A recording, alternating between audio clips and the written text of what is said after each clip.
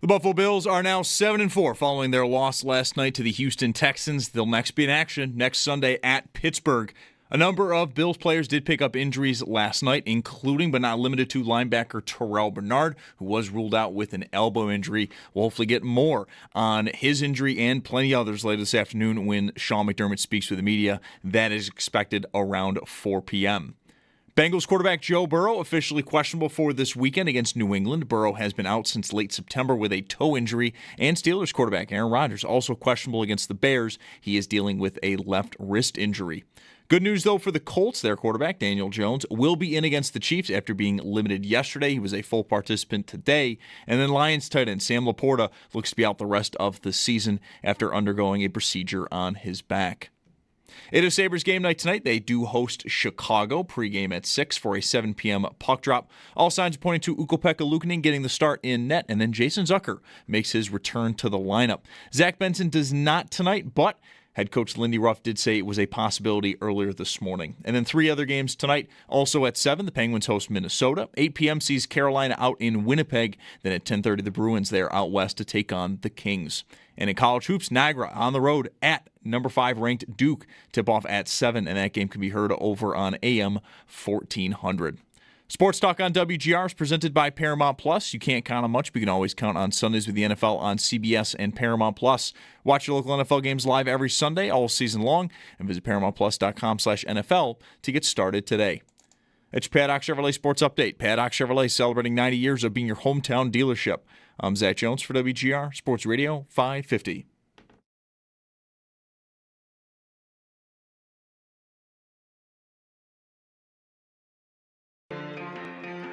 It's Mike Schopp and the Bulldog.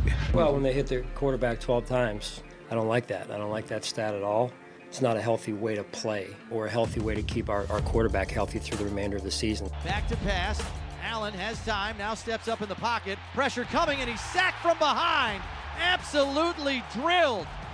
And he is in pain. Rolling left, looking for somebody downfield. Doubles back to his right, still on his feet, in the clutches, and he's dropped for a major loss on the sack. Yeah, it's not fun. I ran into a couple myself. I got to be better with throwing the ball away and living to see another down, and too many times I was going backwards. Back to pass, pocket collapsing. Allen in trouble, and he's tripped up and dropped for another sack. This one by Daniil Hunter. Steps up in the pocket collapsing, and he's wrapped up, and he's going down for another sack. Way back at his 35-yard line. It's Mike Schopp and the Bulldog on WGR Sports Radio 550. One word for this game. It's not a word I've ever played in Scrabble. It might not even technically be a word, but I think these days everything is. Woof. W-O-O-F. Woof. What do you think? You got a better one? You could put better idea? 3 or 4 more O's in there. Not in Scrabble. I guess that's you right. You need 2, exactly. Not 1, not 3. You're not going for not 6. Effect. This isn't Twitter, Bulldog. Scrabble, right. Yeah. Woof. Whoa. 8 sacks. Not only 8 sacks, which is nuts, 70 yards. These are not plays where Allen gets sort of gently nudged out of bounds because the guy doesn't want to hit him because he knows it's 15. Or tries to run and the guy clips his ankle and he's tackled a yard behind the line of scrimmage, and so that counts as a sack. Sacks can be for 0. Yeah. As long as you're not getting a yard on the ground, that's a rush. But a scramble for 0 is a sack. 70 yards in losses on 8 sacks. It's 8 sacks, and it's 12 hits, and it's 28 pressures. Wow. 28 pressures. How many times? 34? I don't even know what the number of attempts was, but 28 pressures is insanity. Well, I mean, sparks are flying today. Is this maybe a Houston thing more than it is a Bills thing? Well, they ended Spencer Brown there for the night. Like, that guy tried. Yeah. He hung around, but you knew he was down bad well before he left the game and was all wrapped up. That was the part of the analysis of this matchup, was that Houston was capable of that. Yeah. And I don't know if Pittsburgh is too. That's for next week. They've got an elite guy, and the other guy's not bad. I don't think it's this level. This is the first year of this particular issue since at least when Allen was a rookie. Like, there were turnovers when he was younger, but there weren't sacks. There wasn't constant pressure. I don't remember being more disappointed with I'm the idiot that all week was saying I like our guys on the edge. Like, I think I have an antidote to what they do best. And that wasn't wrong. It was evident right away that they weren't going to be able to handle it. I think, there's so many different things you can attack here, and I'm sure, I don't know, it's Friday and we got a short week next week and then another game on Sunday. So we'll see how it all plays out, whether we'll get into everything that is like on my mental checklist, right? Like single plays, like why this choice? Why that choice? What are you doing here? What are you doing there? The overall, to me, is like, thank you to all the people that are dunking on me on social media for saying I trust Dawkins and Brown. The bigger issue, I blew it, right? I was wrong. The bigger issue, to me, is once you knew that was not going to happen, that you were in tough, they did not really do anything to help them. And I don't understand that. That is I, for the first time, have the sort of a lot of people's default setting after any game that doesn't go right, especially on offense, is the coordinator, right? And it's not saying it's always wrong, but it's always there. Bang on should have done this, should have done that. So predictable, right? We had a guy yesterday call us say, I wish they'd stop running such predictable plays. And they're like, what do you really mean, you asked him? I think he means he wants them to not run the plays that don't work. And the guy goes, yeah. I'm like, yeah, okay, that's why I don't usually like to just start off with the coordinator. But I don't understand how you don't have a pivot ready for that scenario where they're just beating your doors in on the edges. Your quarterback is getting hit and hurried and sacked, the majority of the time he's dropping back, and you just kept I watched every sack over again today. Wow, why? Because I wanted to see how often they kept someone in to help. Your job. That's good. And thanks. There's one of the 8 plays that I saw, like maybe a tight end chip someone. And furthermore, there's only one play where there's a blitzing, a blitzer gets them. Otherwise, it's rushing 4. Those guys just winning quickly on the edges. And I don't know. I mean, it's possible that they would have thought, well, we can't get open when we send 4 guys out in a pattern. So what happens if we keep a tight end in, or a tight end and a running back, and whatever, and we only send 2 or 3 guys out? Are we going to get open? That's a valid question. But at least I think you got to try it. I think you got to pivot to something, because it just was not working to have him drop back time and again. It just was not working. And I don't understand how an NFL offensive coordinator going into that environment, you shouldn't be. I'm fine if Joe Brady and Sean McDermott and everybody thought, I trust my guys. I said it, right? They're closer to it. They believe in them. But as soon as you don't see it going well, you should have been prepared. You should always be prepared. What if Deion Dawkins, especially around, get hurt? And Alec Anderson is your left tackle or something in a game. You should be prepared to give them help if you need to, and they just did not ever give them any help. I don't understand that. It's just so repetitively dumb to just keep trying the same thing. I'm really, it's the first time I've ever felt like I have a crisis with the play caller, because I just don't understand schematically what they were doing. Well, I'll just play along with you here. I think maybe the answer to that question, like if you, not in a press conference, but if you ask that question to Sean McDermott or Joe Brady, I mean, Brady would be defending himself if you asked it of him. It would be, I just don't have the players.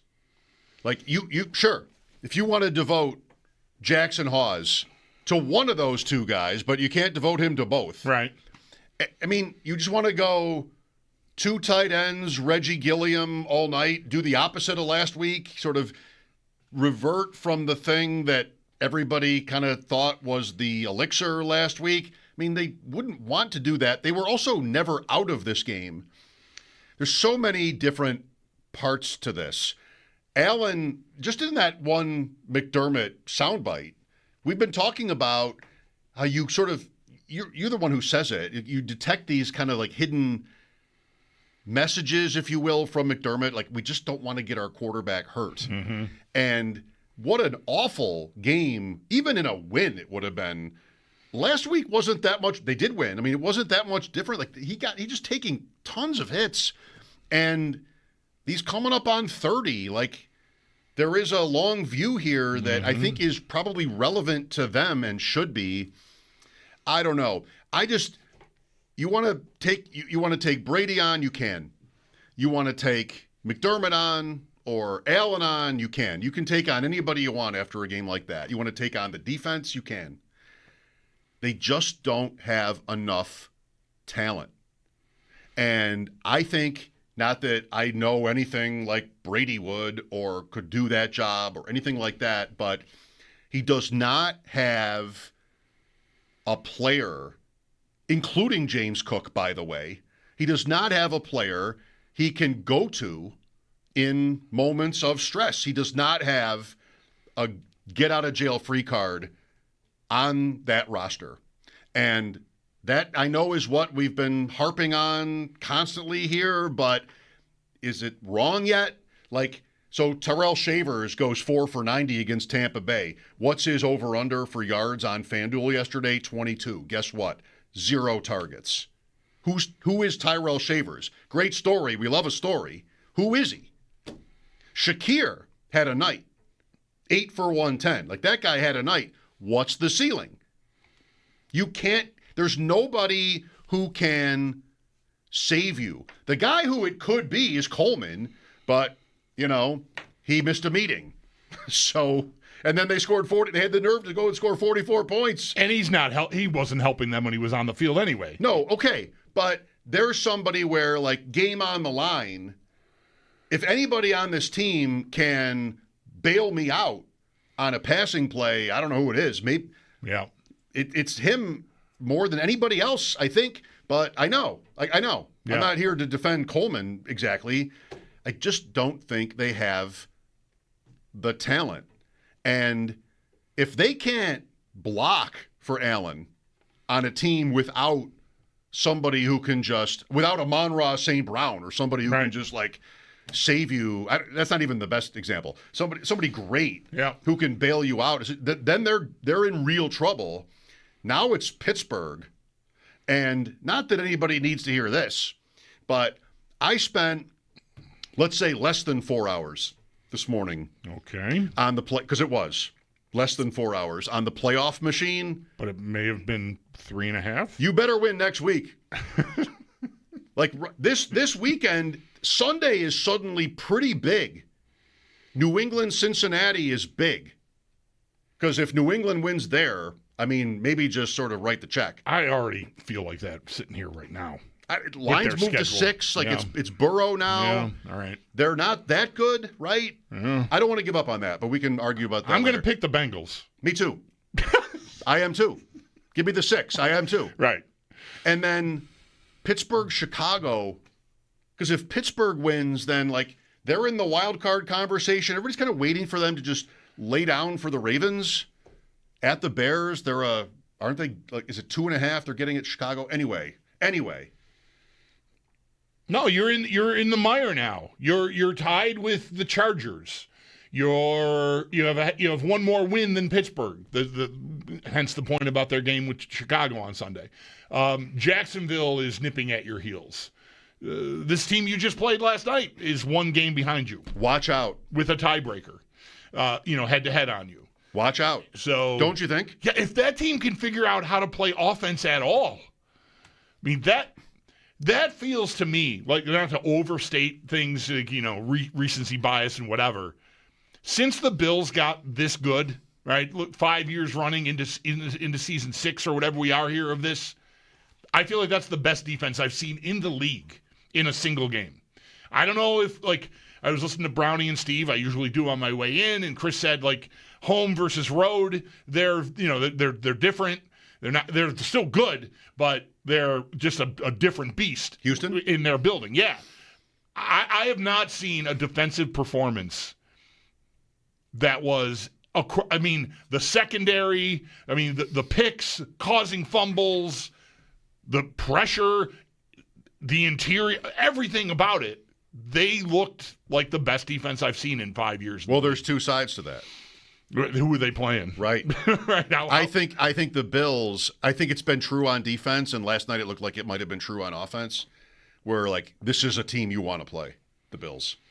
Because they don't get open, there's nothing scary about it, and if they can't just blow you off the ball, which they could not do at all, anything close to that last night, you get the one great Cook run. Right. Which isn't even really there. Like, he sort of makes that. Yeah, it just broke open. Yeah. Just what are they – the thing about the Bills, if not Cook, he's a running back, whatever. There's like 20 of them.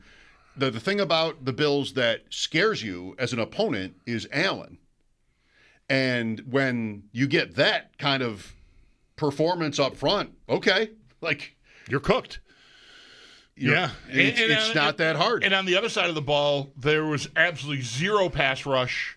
The defense did stabilize. They gave up a field goal in the second half. They kept the team in the game in the second half.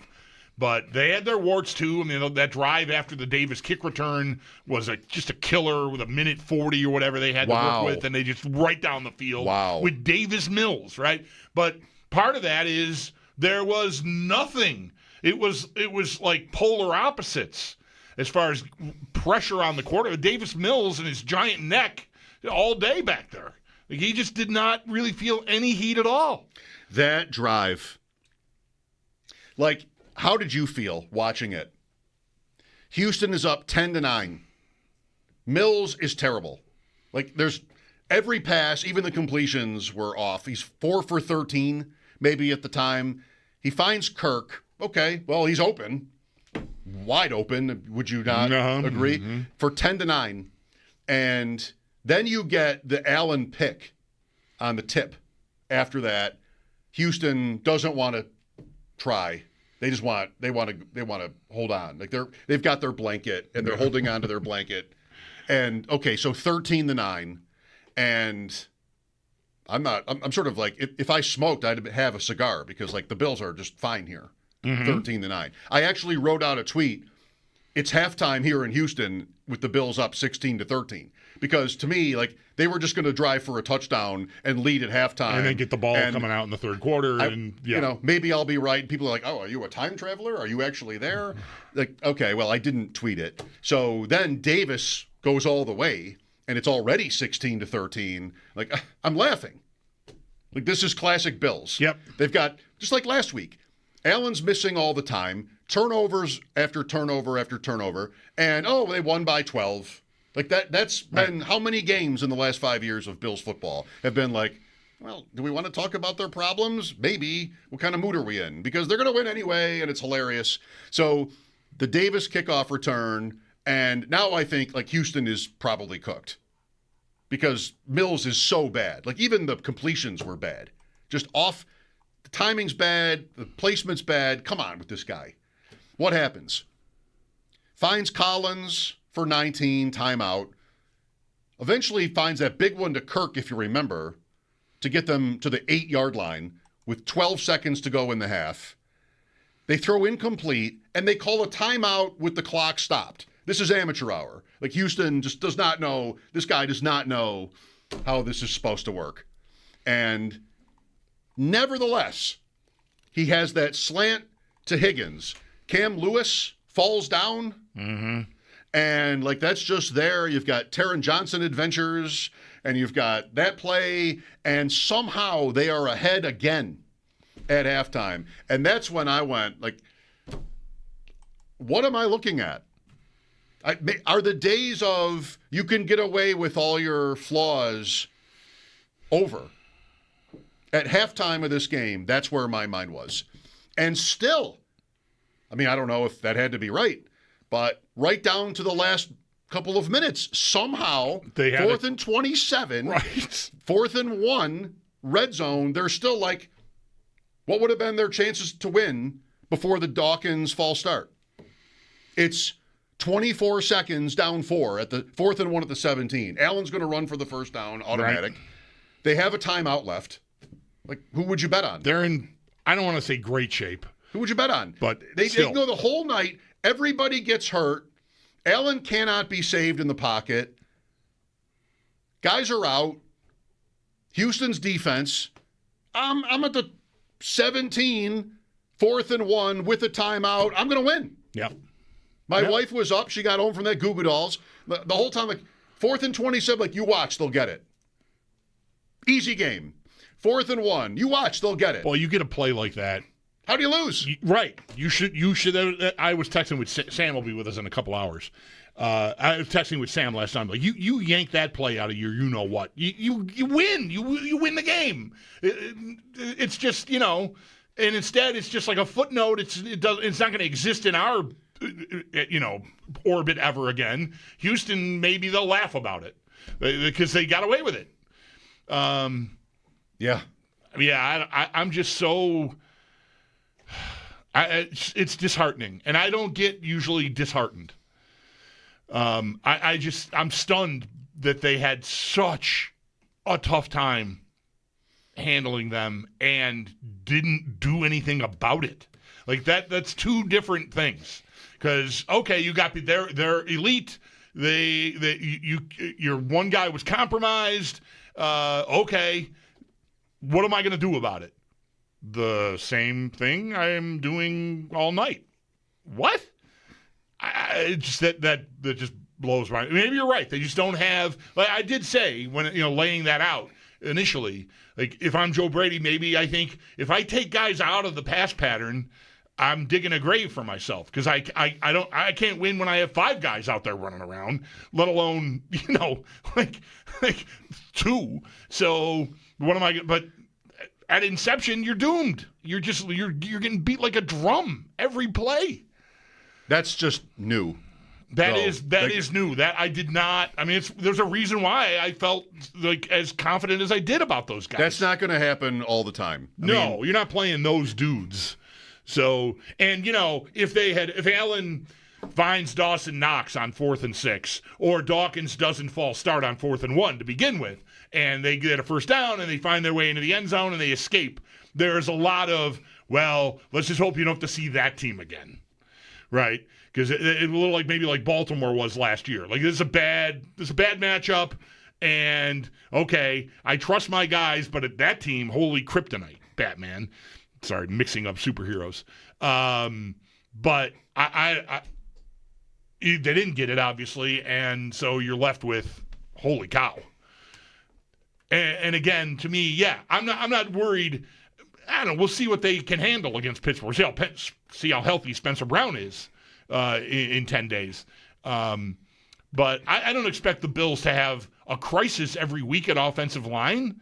But if the people in charge of running the whole thing, running the offense, aren't prepared for a calamity when it comes, I mean, I know it's a short week, but come on.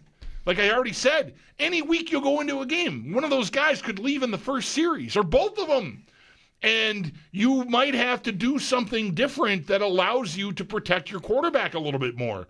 I do feel like, maybe I'm just in the mood, I don't know, but you mentioned McDermott and sort of comments he's made that feel like he maybe is pushing back against certain narratives that have been out there about him and his style, and just messages to the people around him. How he talked about getting the quarterback hit last night to me sounded like an email he could be sending to Joe Brady. Like, what you're going to get us killed because it's us at this point. Like, without him, we're all cooked. When he's lying there in the first quarter, it's like, okay, this is all over. Kicking his legs. Yeah. Mm-hmm. All right, Football Friday on WGR. It's tight today. Eric Wood will join us at 4, moved from Monday, day after the game. No Sal. We thought it was too tight. It's not that tight. We got some time. Sam Panayotovich, 5:30. We'll squeeze in picks. We got a hockey game. Pre-game at 6. That tightens it. That does, yes. Let's stop talking now. 803-0550. Back in a snap. Brought to you by Snapdragon Apples, the official apple of the Buffalo Bills.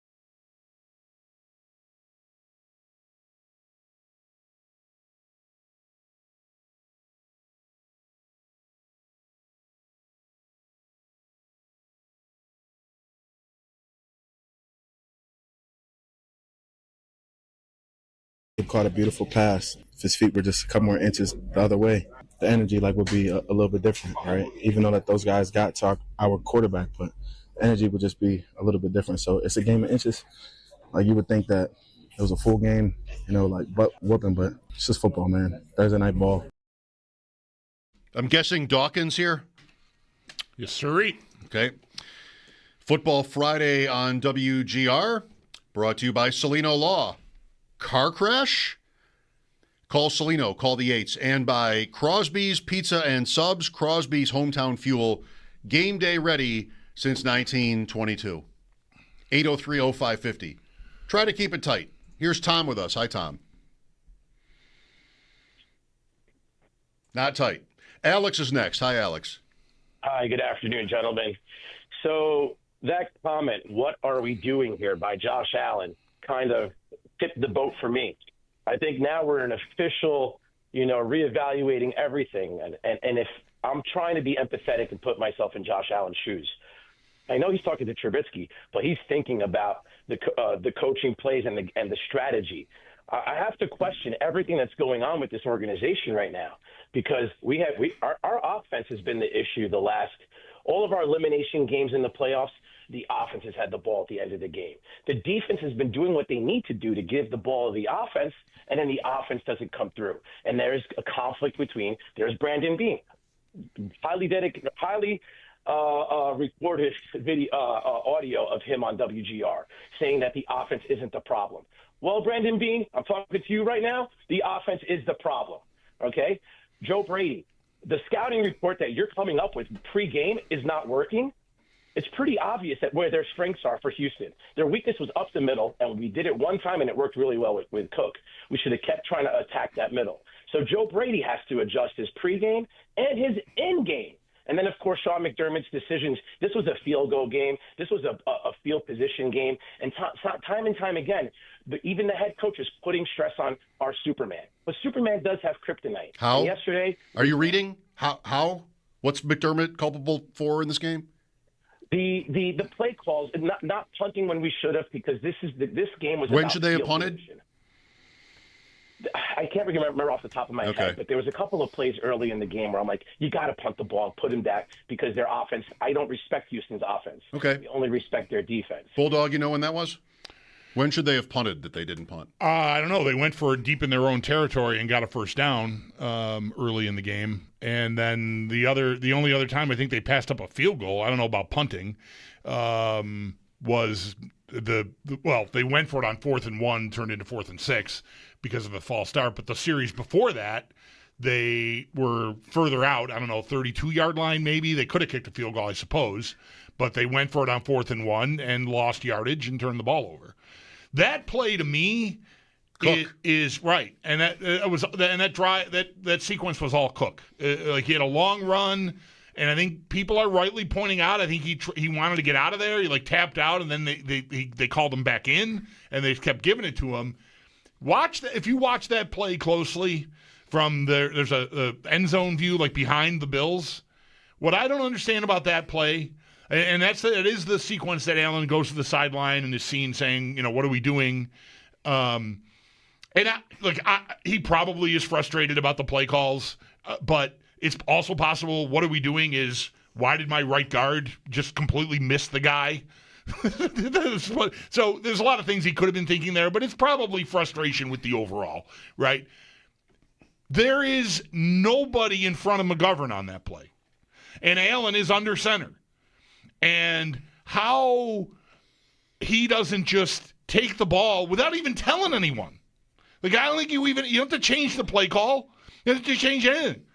Take the snap and just follow the center.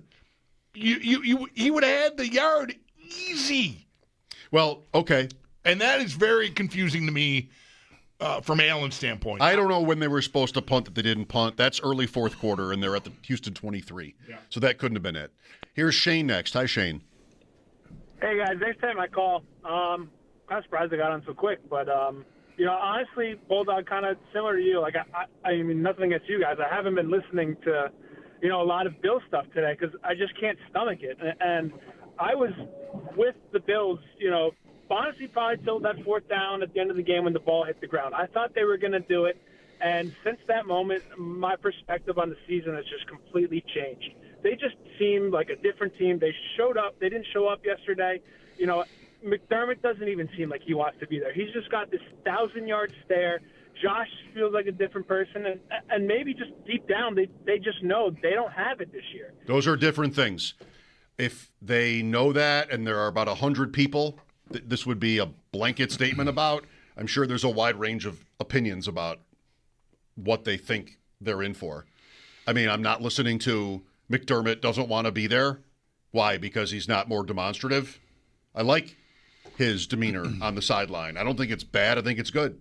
I think these are times when you want your leadership to be under control and not a lunatic, you know? So it doesn't have to be at one end of the, either extreme. But are you really saying that? You don't think Sean McDermott wants to be around? Can we just kind of see how the season plays out first? Yeah. I will on the overall, well, I don't know if this is the overall really, but on Allen and like the headspace he may or may not be in, this is the second. I mean, they've lost 2 of these 3, and is it like 4 out of 7 or whatever? Are they 3-4 since they started 4-0? I think that's right. But 2 out of 3, right? And look, this is you hear this more in hockey locker rooms, I think, but occasionally, well, it happens. The Bills are losing a little more than we're used to, I guess. So we're hearing more losing commentary. Guys are being asked about losses, but it's the second time in 3 weeks Allen has said they wanted it more. And I don't know if that's something that he is sensing or if it's just a thing out of the cliche book to get through the news conference. But that stood out to me last night, that he said that again, because he said it after Miami, and a few other guys said it after Miami. I don't know if anybody else said it last night, but Allen, sitting there with the media last night, did use that phrasing. I don't have the exact quote in front of me, but it was the same sentiment. And that can be a we don't have it type of thing to me. Like that is something you could get to if you think we're not good enough. And it wouldn't surprise me if they're shook. Like however McDermott looks or sounds and how Allen looks and sounds after these games, they might be shook in a way that they haven't been in 6 years. Maybe. Well, it's meaningless, I think. Because the one thing players never say is we're not good enough.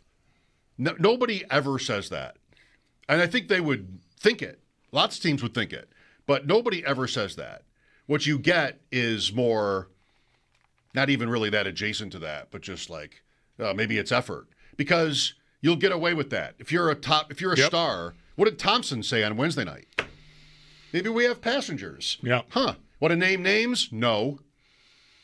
Well, that's what I mean. That's why I'm pointing out that Allen has used that phrasing twice in a row. It could be a cover for he doesn't think they have it. I think he probably does think that they don't have it when it comes to talent. I think that, and a lot of these forced plays and turnovers and these kind of jailbreak kind of plays are probably some function of that sometimes. Where I don't know what to do here. I don't have a guy that I know can do this with me. And that includes Cook. Like, he's just a running back. I mean, I guess he could be Rico Dowdle or somebody. Just like, it's running back. It's almost irrelevant. You don't have a player on the team. Allen doesn't have a partner. And so this is what they wanted. I mean, this is 2 years. They won all the time, 30 points a game, da-da-da-da-da. I mean, this is what they built, and now it seems like they are paying for it. And that is not a surprise to many of us that they would be. Was it a surprise last night or not necessarily? Like, I don't know. Every week is different. But you found a team here that can wreck your offense. And they did. And the Bills still were probably minus money to win with a minute left, which is sick. Like, that's the Bills. That's been the whole 5 years, is almost always, whenever they lose, they're still like right there. And maybe that'll just be, again, how the playoffs happen, Maybe we've been there too, and maybe that's just what the destiny is here. But as many things as there were last night that seemed problematic, all the injuries, all the sacks, turnovers again, you're right there. Yep. And I don't want to come off of that this season, if you make the playoffs, well, really, this game will also just be completely forgotten if you get it right then. And they have time to do that. They just have to make it. And that's what's different today is whether they make it. Look at the standings and imagine, if you will, what it looks like if they lose to Pittsburgh. Because then it gets very dicey. Now you've lost to Houston, and who knows you've beaten Kansas City at least. Maybe the 7 seed will come down to a Bills-Chiefs head-to-head tiebreaker. Right. I don't know. But there's a lot that can still happen here. There's a lot of traffic right around where the Bills are, and right behind them, Kansas City and Baltimore are lurking at 5-5. Like if they go in the right direction from here. I mean, the Chiefs just lost last week, so we'll see if they, rebound at home against Indianapolis this week. But the teams chasing you are not Jacksonville and Miami right now. It's Baltimore and Kansas City are the teams in the rearview mirror right now, and that can be a certain kind of alarming. Houston's defense is really good. Jacksonville's defense is also really good. Maybe we just have to sort of look south here this year, which I've not been willing to do. I think Indianapolis could be in trouble. I guess now I'm making the mistake of buying high on the Texans after last night, but Indianapolis has a brutal schedule, and that starts Sunday in Kansas City. We'll see what happens. Let's go to Randy. Hi, Randy. Hey, guys. It was late in the fourth quarter, 6 minutes, 44 seconds left. They were 4th and 1, and I did believe you make that field goal because they were in field goal range. It's a 1-point game. And even if they miss it, it's still a 1-score game. But I think that was a situation. I think the coach made a bad call. They should have taken the field goals right there. They did kick a field goal right there. 5:48 left to cut it to 4. No, the series before that. Okay, when Cook had stopped. Well, yeah, when it would have been 20. Would have been, 22-21? It would have been 23-19 if your kicker makes the field goal after having missed an extra point already. That's right. It's not a given. All right, thanks, guys. Okay, thank you. Mike is next. Hi, Mike. Hey, how are you guys doing? Good. So I've been watching football for a long time. Same. I don't think I've seen an offensive line get beat up that bad, and I can't remember when. Like, I saw offensive linemen getting hit and just giving up. Like, they were just getting their butts handed to them, and that's not good. I mean, Spencer Brown's the biggest guy on our team, and he was getting blown up. But, well, that's very rare. And he was playing with one arm a lot of the game. I don't know when he got hurt, but, I mean, he was in the tent, came back out, and tried to keep playing, and he was it's another thing that maybe they should have acted on sooner. That they didn't. We get him out of there. Because he just could not. He's playing one of the best edge rushers in the game, and he couldn't really do anything with his right arm. He battled. Scott's next. Hi, Scott. Hey, Scott. Hey. We're off to a great start. Scott, are you there? Yeah, sorry about that. Hey, guys, how's it going? I just had a quick thought. The actual Bills were going down there. Okay, we got to go. Sorry, it's not one of those days. We'll have Eric Wood at 4. Mike Schopp and the Bulldog Football Friday on WGR.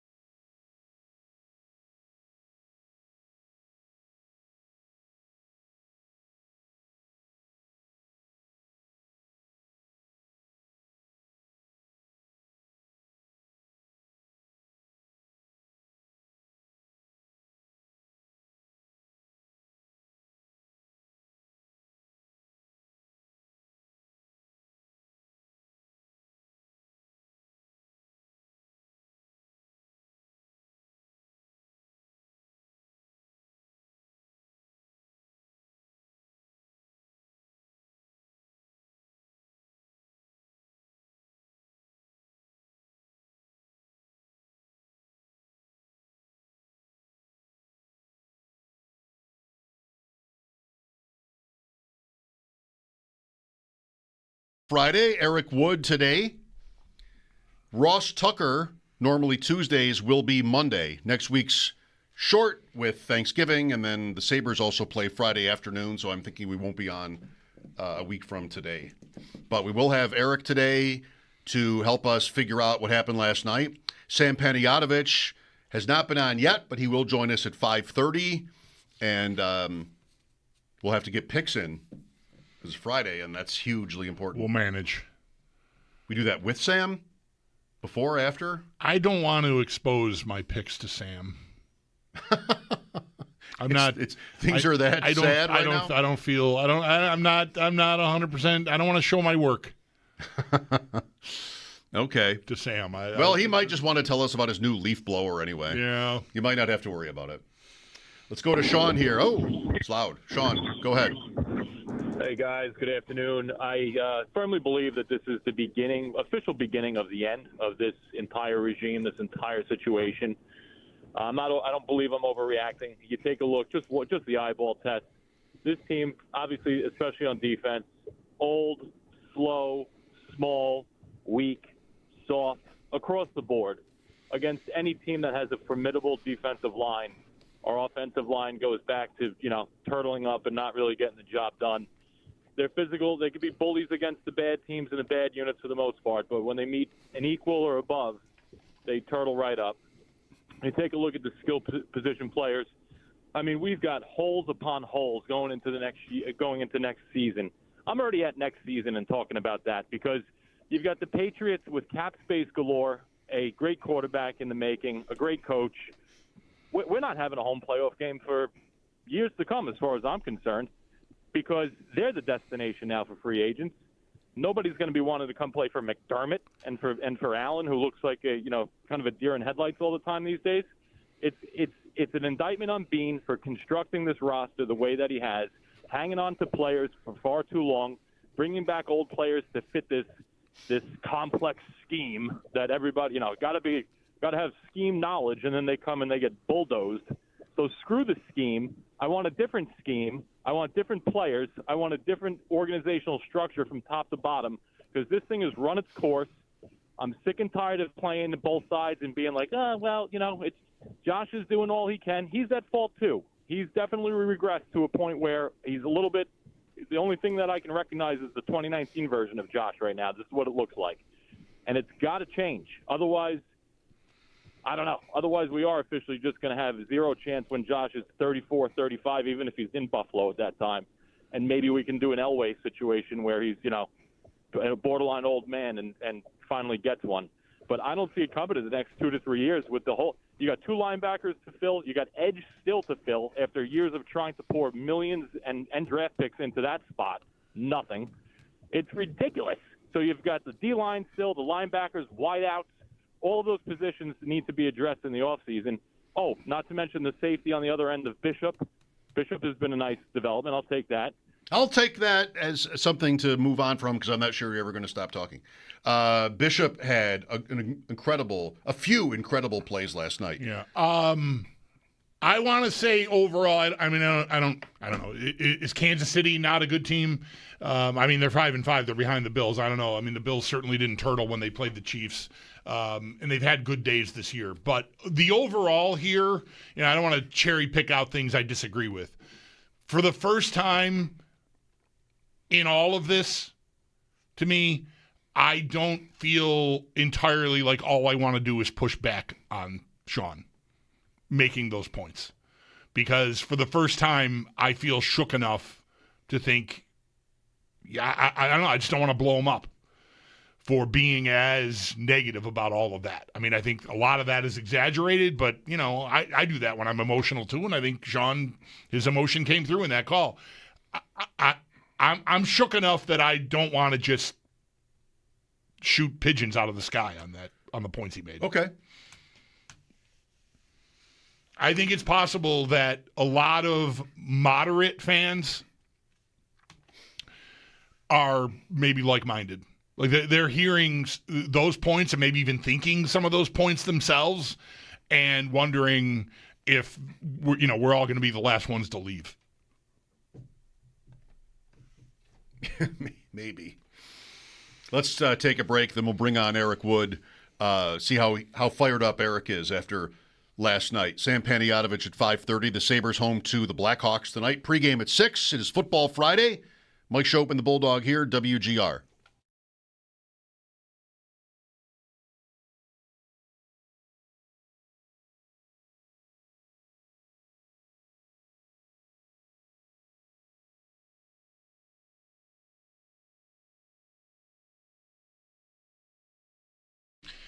Folks, Bulldog here letting you know that it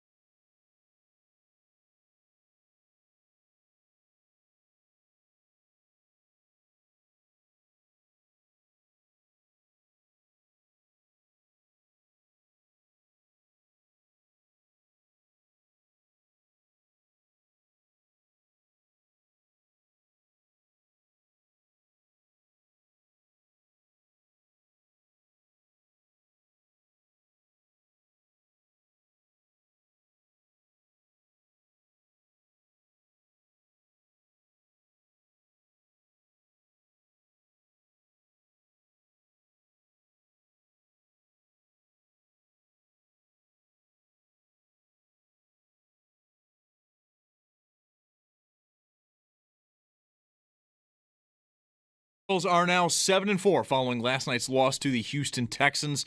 The next going to be in action next Sunday at Pittsburgh, and a number of players did pick up injuries last night, including but not limited to linebacker Terrell Bernard, who was ruled out with an elbow injury. We'll hopefully learn more on all of that later this afternoon. Sean McDermott expected to speak with the media around 4 p.m. Bengals quarterback Joe Burrow officially questionable for this weekend against New England. Burrow has been out since late September with a toe injury, and Steelers quarterback Aaron Rodgers is also questionable. They take on the Bears, and Rodgers is dealing with a left wrist injury. Someone who is not questionable, though, Colts quarterback Daniel Jones. He was limited yesterday, was a full participant today, however, and the Colts will be taking on the Chiefs on Sunday. And then Lions tight end Sam Laporta looks to be out the remainder of the season after undergoing a back procedure. Sabres game tonight. They're at home. They host Chicago. Pregame at 6 for a 7 p.m. puck drop. All signs pointing to Ukko-Pekka Luukkonen getting the start in net, and Jason Zucker does make his return to the lineup. Zach Benson does not, but head coach Lindy Ruff did say it was a possibility, so his return is expected very soon. We have 3 other games tonight in the NHL. Also at 7, the Penguins host Minnesota. 8 p.m. sees Carolina out in Winnipeg. Then at 10:30, the Bruins, they're out west. They take on the LA Kings. While in college hoops, Niagara, they are on the road at number 5 ranked Duke. Tip-off is at 7, and that game can be heard on AM 1400. Sports Talk on WGR is presented by Paramount Plus. You can't count on much, but you can always count on Sundays with the NFL on CBS and Paramount Plus. Watch local NFL games live every Sunday all season long. Visit ParamountPlus.com/NFL to get started today. That's your Paddock Chevrolet Sports Update. Paddock Chevrolet celebrating 90 years of being your hometown dealership. I'm Zach Jones for WGR Sports Radio 550.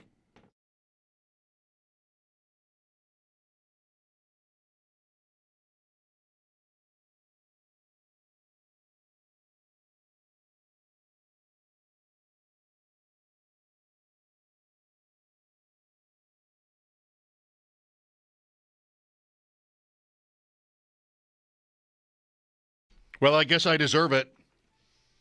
Just went down to my car, came back, accosted by a woman for my wearing shorts and sandals.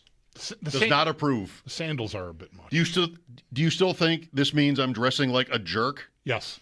Because I'm wearing shorts? Yes. Absolutely. I love that. Yes. I love that it could be like sort of a, you know, what am I doing by wearing shorts? Just Although sort of today like flipping off everybody? Is that what I'm doing? I don't know. You're that. Didn't we talk about this with Eric with the 2 gloves golf guy thing last? Was that us? Again, Baker Mayfield and Allen had a thing where they were tossing barbs at each other. I don't remember that. And the 2 golf gloves was a thing. Oh, did I maybe visit? I talked about this with Nate. It was me and Nate, I think, one day. Okay. You weren't here. Yeah, maybe Eric then, because I missed a day with Eric. Yeah, that's right. He was rescheduled. Well, you got him. Yeah, anyway. It's right here. It's warmer today, but like the other day, Eric, it was like 36 degrees, and my guy here is in shorts and like sandals. Honestly, what's the difference between 36 and 50? I mean, a lot is different about that, in my opinion. I'm playing golf in 50 and sunny. I'm not playing golf in 36-degree weather. Now, if it's hot inside the studio and you're uncomfortable in there because you're warm, or if you guys are doing this from home, but I think you do it in studio most of the time. Yes. Most of the time, yes. Yeah.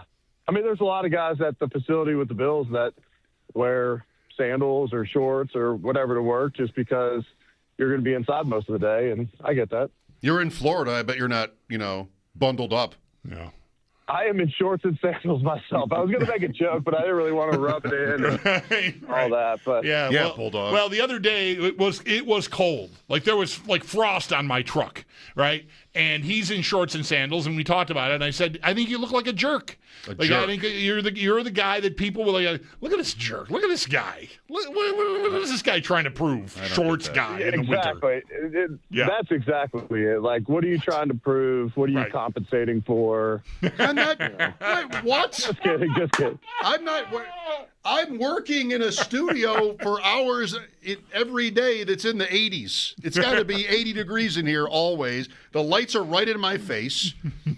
I don't know. I thought they were going to fix the carpet this week. I don't know. I managed to wear pants. Now that all these conversations are recorded, you guys put out all those great Instagram clips and YouTube videos and whatnot. I'm assuming the lights get hotter when they're making your faces glow the way they are. I'm super pumped about the number of videos that might be circulating out there of me talking about how much I trusted Deion Dawkins and Spencer Brown against Houston's defensive ends last night. That's not gonna leave a mark. You were at least loyal, Bulldog. You were at least loyal. Eric, how in the world? Maybe you and Chris were rolling your eyes when I said that to you guys last night during the roundtable. I don't know. But how in the world do you watch that game unfold and not give those guys some more help than they did? That's the most frustrating thing to me about the game by a lot, is that I missed on expecting them to perform better, but that there wasn't a plan in case it went badly. No, I'm with you. And I said that throughout the broadcast, like, okay, we need to adjust the plan. They did at one point. I remember 2 chips, one Dawson Knox in particular, knocks Will Anderson. He goes all the way around the defensive tackle to try and find a new rush lane. Well, that just gives Josh an easy escape out to the right. They had a nice play there. And I said, well, okay, we'll get back to that. And oftentimes you don't need a double chip. Sometimes you do, but oftentimes you don't need a double chip unless it's a really long developing route, because like we've talked about here on the show so many times, it often takes 2 guys to get a sack. Like 2 guys got to win as defensive linemen for there to be a true sack on the play, unless it's circumstances. I'll just say that. If it's 3rd and long and quarterback's trying to make a play, okay. But like a 1st, 2nd down, normal 3rd and medium, it generally takes 2 guys. So if you chip one of the defensive ends, now the quarterback's really only worried about one of them. With that chip, we essentially get 2 double teams. So 2 guys only have to win a one-on-one. Well, last night was a different animal. Those 2 guys were flying off the edge. It seemed like they were able to jump the count consistently. You know, Josh Allen talked about the 4th and 1 play with the call coming in late and them just being right at the edge of that play clock. Well, the good defensive linemen are in their stance, or they're in a 2-point stance watching the play clock. Right. Like, okay, well, you got 3 seconds left. Whatever's coming, there's your count, and I'm jumping it, and it makes it extremely difficult on those tackles, especially when it's a silent cadence on the road where you're all going off the same movement of the center or guard. And so, yeah, those guys wreaked havoc last night. I said it on the roundtable. I thought they were the best duo, not individually, the best duo of edge rushers in the NFL. But I also would say that we have one of the best tackle tandems in the league. And last night they beat us. Now, part of it's Spencer Brown hurt his shoulder, and good on him for gutting it out there. But that's a really tough matchup with either of those guys if you're playing with one arm. Yeah. And you could tell he was. So you give a guy credit like that. I mean, Spencer Brown's been paid very well in this league. If he bowed out, no one would say anything, but he's the type of guy that says, I'll try and grind this out. They ended up taking him out late for Ryan Vandermark, and we'll see what Sean says in regards to if he's day-to-day, week-to-week, or whatever else with his updates today. But, yeah, those guys, they give a lot of teams fits. We just gave them a lot of opportunities, and then you combine that with the fact that for a lot of the game we didn't have great early down production, and we're in obvious pass-out rush situations where those guys can just tee off. You tripped a wire for me with the 4th and 1 and the play coming in late, because maybe that's a factor. In one thing I noticed looking back at it, because I know those plays, they've tried to throw out of that and it didn't work, and so it's like, why not just give the ball, sneak it? Why is Cook not on the field? So they hand it to Cook and it gets blown up. Looking at that play from behind the Bills' offense, right? So end zone view behind the Bills, it's plainly out. There's nobody in front of McGovern on that play. And I'm trying to figure out in my head why Allen doesn't just see that and take the snap. You don't have to tell anybody. Just follow McGovern. And maybe they could have a sign. Maybe you could tell us if that's something that you'd have. Some sort of tap he can give him or whatever. But even if he doesn't, it's just green in front of McGovern. Is the play getting in late maybe a reason why he doesn't feel like he can pivot to something else? Certainly, that could be the case. And we've been through this. I've never played in Joe Brady's offense, so I actually enjoy that because I never feel like if I'm making a take, I'm ever giving away the company secrets because Right. I'm not in the meeting rooms with them and I never played his offense.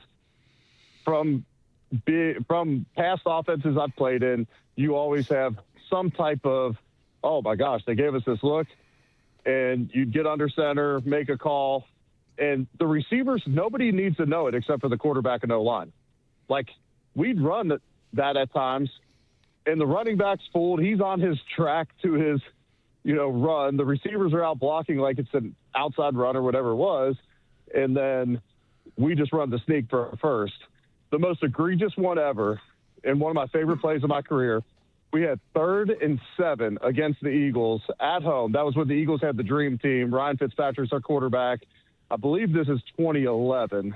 Sounds right. And it's 3rd and 6 or 3rd and 7. They have only Nnamdi Asomugha in the box. He's covering Fred Jackson because at the time he was our leading receiver. So he's the only one in the box. We have 2 wide 3 techniques. And Fitz walks to the line of scrimmage like he's going to point to the mic. And our QB sneak at the time was called Doug. So he taps me and he goes, Doug. I'm assuming he's under center at this point. I snap it like it's an under center snap. He follows me. I block Asomugha. He runs for 9 yards and we seal the game. I mean, if that fails, Fitz is booed out of the stadium. It's 3rd and 7, and we run a QB sneak for 7 yards. I say that to prove a point that in most offenses, you can get to that. Yeah, I'm looking at it again just to refresh my memory. Not that the whole game comes down to this, but it's a 4th down, and they're in scoring territory there, right on the edge of it, right on the edge of the red zone, I think. And I just don't. I can't fathom why something else didn't happen there. Like, I understand a different play call being made, but on the field, I can't understand what happened there. To your point, in the moment, I felt like that was likely the game. It was just so hard to move the football. You're down in their territory. This is a defense that gives up 260 yards a game. We have terrible field position the whole night. It was going to be tough to score points, and I thought there we needed 7. Like, when we didn't get that, I did not feel good about our chance of winning. I understand we had other chances, but in that moment, I felt like you did, where it's like, well, there's the game, because that was our opportunity. We needed to do that. And forever, New England, when they were rolling with Tom Brady on 3rd and 1 or 4th and 1, they had one play call that essentially could be 3 different things. The play call was a QB sneak. If everyone's packed in, alert, it's an off-tackle run. As soon as we think you expect that, it's either a play action or even back to the QB sneak. So it might be a fake alert, whatever it is, and then they would get back. And that's from talking to coaches on their staff. They're like, we essentially had one 3rd down call. It could just be 3 different things. Eric Wood on the West Her Hotline. Eric, what's in your mind, the state of the union here after that loss? I mean, I'm not sure you'd find it shocking. You probably know how it is in here. I think the caller we took before talking to you referenced the Titanic. I don't know if you would go that far, but extreme. It's extreme. 7-4 though. Next week's game got a lot bigger at Pittsburgh with this loss. New England, Cincinnati Sunday will be watched closely. Pittsburgh, Chicago. Like, we're sort of relying on the other teams now a little bit, but just within the Bills, how much stress is there, or even panic? I don't know that there's panic, because they've been in this position so many times over the last 5 years, and it's worked out. So you think, okay, we could do it again. I would say there's not panic, but there's an extreme sense of urgency. Like, okay, our margin for error on wins and losses is out the window. I would say this year, maybe even more than previous years, based upon injuries and the makeup of the roster, our margin for error is less just within a game than it usually is. In the past, we had a couple turnovers, we overcame it. We had a bunch of penalties, we overcame it. We had terrible field position, and the offense went for 500 yards. Right now, I just feel like with the offense kind of on a roller coaster ride, the defense being banged up and having their struggles, if special teams has a bad week, if we get a bunch of penalties, we have a couple turnovers, we just don't have as much a margin for error, if that makes sense. And so I would say there's a lot of urgency, but we have so many guys that have been in the locker room when we were 5-5 a couple years, what was that, 2 years ago? 6-6. And we've been, 6-6. We've been in similar positions and come back to win the division and all that. And I think collectively as a Bills fan base, and myself included, we thought last year of Highmark, all the continuity and everything we got coming back, we want to host some playoff games in the final year of our stadium. And the fact that that might not end up being a reality, I mean, it hurts. To the point where this isn't going to happen. But one of my son was born on January 11th. If we were hosting a playoff game, wild card weekend, we would host a playoff game on his birthday. And one of his Christmas wishes was to bring his friends to a Bills home playoff game. Like, my son just assumes we host playoff games every year because we do, because we have pretty much since he's been alive. But that's not going to happen, just for the record. That's a very expensive birthday trip. But all that being said, I think all of us are thinking, wow, we might not get a playoff game at Highmark in the final season at the old stadium. Yeah, right. We spent a lot of time in the summer, when we would, get into conversations about that Jet game, the final game, not knowing it's the final game because of, the playoffs. That's on the ropes right now. Ticket prices might be going up on the Jet game. I mean, it's really, really tough. Yeah, they could be going up, and then who knows what happens. You get the dance. The AFC is so wide open right now. Denver doesn't look unbeatable. Colts don't look unbeatable. Kansas City's on the outside looking in right now. You feel like if you get in the dance and you get hot, you could if we don't have critical injuries down the stretch, I have full confidence that this Bills team can come out of the AFC if they get in the dance, even if they have to go on the road.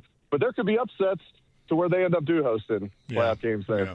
Yeah, that's what's been on my mind since last night's game ended, or even before it ended. Like, what are we looking at here? Because it's always two things. It's always the standings, but also, do they look like a team that can really do it? And last night they did not. I mean, not being able to protect the quarterback is kind of a new one for them, for all the other challenges that we've seen this year. Defensively, I don't know if they could hold up. I thought, Eric, last night, I don't know if I want to, expect you to sort of go with me on this, but in the first half, Mills was off on every pass. And he had guys, he completed 4 maybe, but it was just not happening there. You have to win here. And the last drive of the first half was, I just couldn't believe it that Houston was able to score so easily, even with they burn a timeout with the clock stopped at 12 seconds or 8 seconds, whatever that was, and they still score. Cam Lewis is falling down. I don't know. I'll try to spin it the other way and say that, so many of the Bills' losses these last few years, they're right there. 4th and 1, minute left, down 4. I wouldn't want to have bet against them in that spot, but it didn't happen. So I think if you look at it that way, at least, you can be optimistic. For sure. And, Davis Mills starts the game 1 for 8 and then goes 7 for 8 to end the half, and they go into the halftime with a lead. And, no, I'm with you. This team doesn't generally lose to backup quarterbacks. They don't generally lose to Tua. Penix has a career game against us. But then you see flashes from this defense. The second half, they give up 3 points. That's only off the Shakir fumble, and they forced 4 3-and-outs in the second half. It's good football. That's what you could say, that's what you should do against a backup quarterback. But over the last couple of weeks, Davis Mills has had 280 yards plus in both games, or 279 plus in both games, so capable thrower of the football. But it's the defense, just like the offense, is kind of a roller coaster ride right now. Yeah. Your opinion on that Houston defense. I said earlier, Eric, I don't watch, and I'm sure you don't either, every game every week, right? This whole window where the Bills have been a championship contending level team. But that's maybe the best defensive performance I've seen in any game that I've watched. in 5 or 6 years since the Bills have gotten to the level they're at. I mean, that was just all levels, right? I mean, the secondary, taking it away, punching the ball out on Shakir like you referenced. Up front, the tackles were good. The edge guys are elite. I mean, that was really something to watch. No, they're an excellent unit, and not even in a creative way. Now, they did play more downhill. They had some more run blitzes on first and second down when we got in heavier looks than you generally see from Houston's defense. But from top to bottom, they are complete. They are excellent at corner, both of them. They are excellent off the edges. Best duo of corners in the league, the best duo of pass rushers off the edge of the league. Their linebackers are built for this day and age of football where they can fly around. They're a little undersized, but they get in passing lanes. They're active. Safeties are good. Their nickel is one of the top nickels in the league. He was out for the game. Right. But when he comes back, Petrie, when he comes back, he's great. I thought the weakness was their defensive tackles, but they're both active to where they can rush the passer. If they move, they can beat you. They're not going to run right through you. You know, we saw Tim Settle here. Right. And you know, he wasn't a factor with us. And then Sheldon Rankins, he was a top 12 pick out of my college, Louisville. Good player. You know, he's drafted right when the undersized Aaron Donald defensive tackle became popular, probably overdrafted, if I'm being honest, even though I really like him. But he's bounced around some. But, you know, he's a smaller guy. And so you'd think, like, okay, well, we could take advantage of that, but they're so good at all three levels, it's hard to take advantage of those two defensive tackles.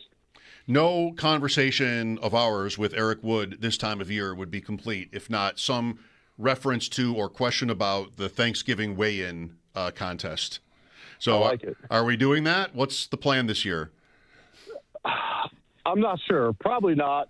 I'm down in Florida with the family. I travel every weekend for work, so I'd love nothing more this weekend. My wife won't tune into this. I like you guys won't tune into the broadcast. My wife's tired of hearing my voice anyways. But I would love nothing more than to sit in Louisville this weekend and do nothing. My wife wanted to get out of the house, which I completely understand, so we're going to spend some time out in Florida. We come back Wednesday. I don't know. It depends. I just feel like I'm going to eat and drink for the next 5 days, and come Thursday, I'm not going to want to stuff my face and see if I can gain 15 pounds. But we have talked about, me and Richie have talked about having a reunion and getting our families together for Thanksgiving like we always did up in Buffalo. But I will say we miss our Buffalo holidays because we always hosted at our house. And you get people from all over the country and people with different backgrounds, and everyone's got a different style of Thanksgiving or Christmas, and they bring different dishes, and everyone has a blast. And I will admit, we definitely miss those times. Yeah, you know, right? I mean, I think that's probably the thing about being an ex-player that you would miss the most is, well, it could be anyway, just that sort of camaraderie with teammates and friends and everything. So not to make it sad. Well, enjoy Florida. Happy Thanksgiving, Eric, and we will talk next a week from Monday. Sounds good. You guys have a great Thanksgiving as well, and a great rest of the week. Thank you. Thanks, dude. Eric Wood, his appearance here on WGR brought to you by Northwest Bank for what's next. Get started at northwest.com and by Northtown Kia, Western New York's #1 Kia dealer. Shop at northtownkia.com. How about the ref getting hurt? I've never. I can't recall that happening. I've seen hockey refs. Yep. Get cut. But the cart came out for the ref. The report from a few minutes ago is his Achilles was not torn. Oh, get back out there. Right. Who's Terry McCauley? Like, get out there. Come on. Didn't you take an oath? He's in the booth up there all like, I don't know, was it clear and obvious? Was this guy's injury not clear and obvious? Get out there. We need a referee. I thought the time was now to start holding constantly. Maybe they did. Yeah, but no, I don't know. Did anybody have like a running clock of real time of how long the third quarter actually took? Because it felt like that third quarter. Is it Saturday yet? Like, I just could not believe how interminably long that third quarter seemed. And nothing happened. Like, right. It was just, there's injuries, and is that when the ref got hurt? Like, just it was one calamity after another, and holy moly, that just took forever. I had under 43, and halftime was 20-16. And at some point after that long third quarter, I'm like, you know what? I'm not dead I might yet. get home here. Yeah, I'm not right, dead yet. Mike Schopp and the Bulldog at 803-0550. Football Friday. Lines are open for you for the next hour. We'll be back in a snap. This break is brought to you by Snapdragon Apples, the official apple of the Buffalo Bills.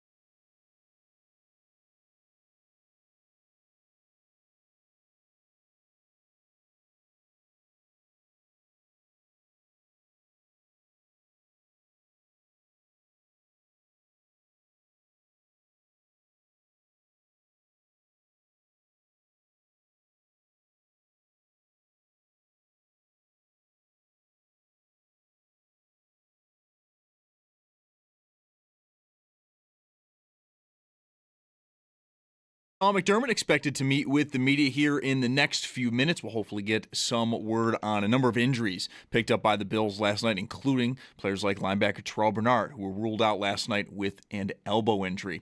Next up for the Bills, though, they are now 7-4 following last night's loss to Houston. They will next be in action Sunday at Pittsburgh.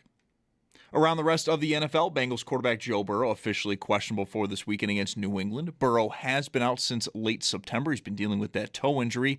And Steelers quarterback Aaron Rodgers also questionable. He is playing the Bears. He's also dealing with a left wrist injury. For the Sabres, it is game night tonight. They host Chicago. Pregame at 6 for a 7 p.m. puck drop. All signs are pointing to Ukko-Pekka Luukkonen getting the start in net, and Jason Zucker makes his return to the lineup. Zach Benson does not, however, but head coach Lindy Ruff did say it was a possibility, so his return is expected to be sooner rather than later. And then in college hoops, Niagara on the road at number 5 ranked Duke. Tip-off at 7, and that game can be heard over on AM 1400. That's your Paddock Chevrolet Sports Headlines. Paddock Chevrolet celebrating 90 years of being your hometown dealership. I'm Zach Jones for WGR Sports Radio 550.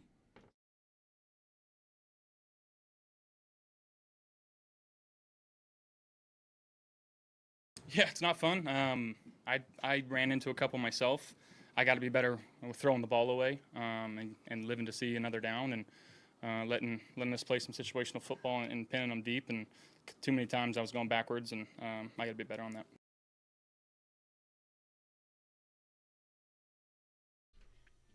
Josh Allen says it's not fun. I mean, he could be referring to many different things there. A lot of things are not fun.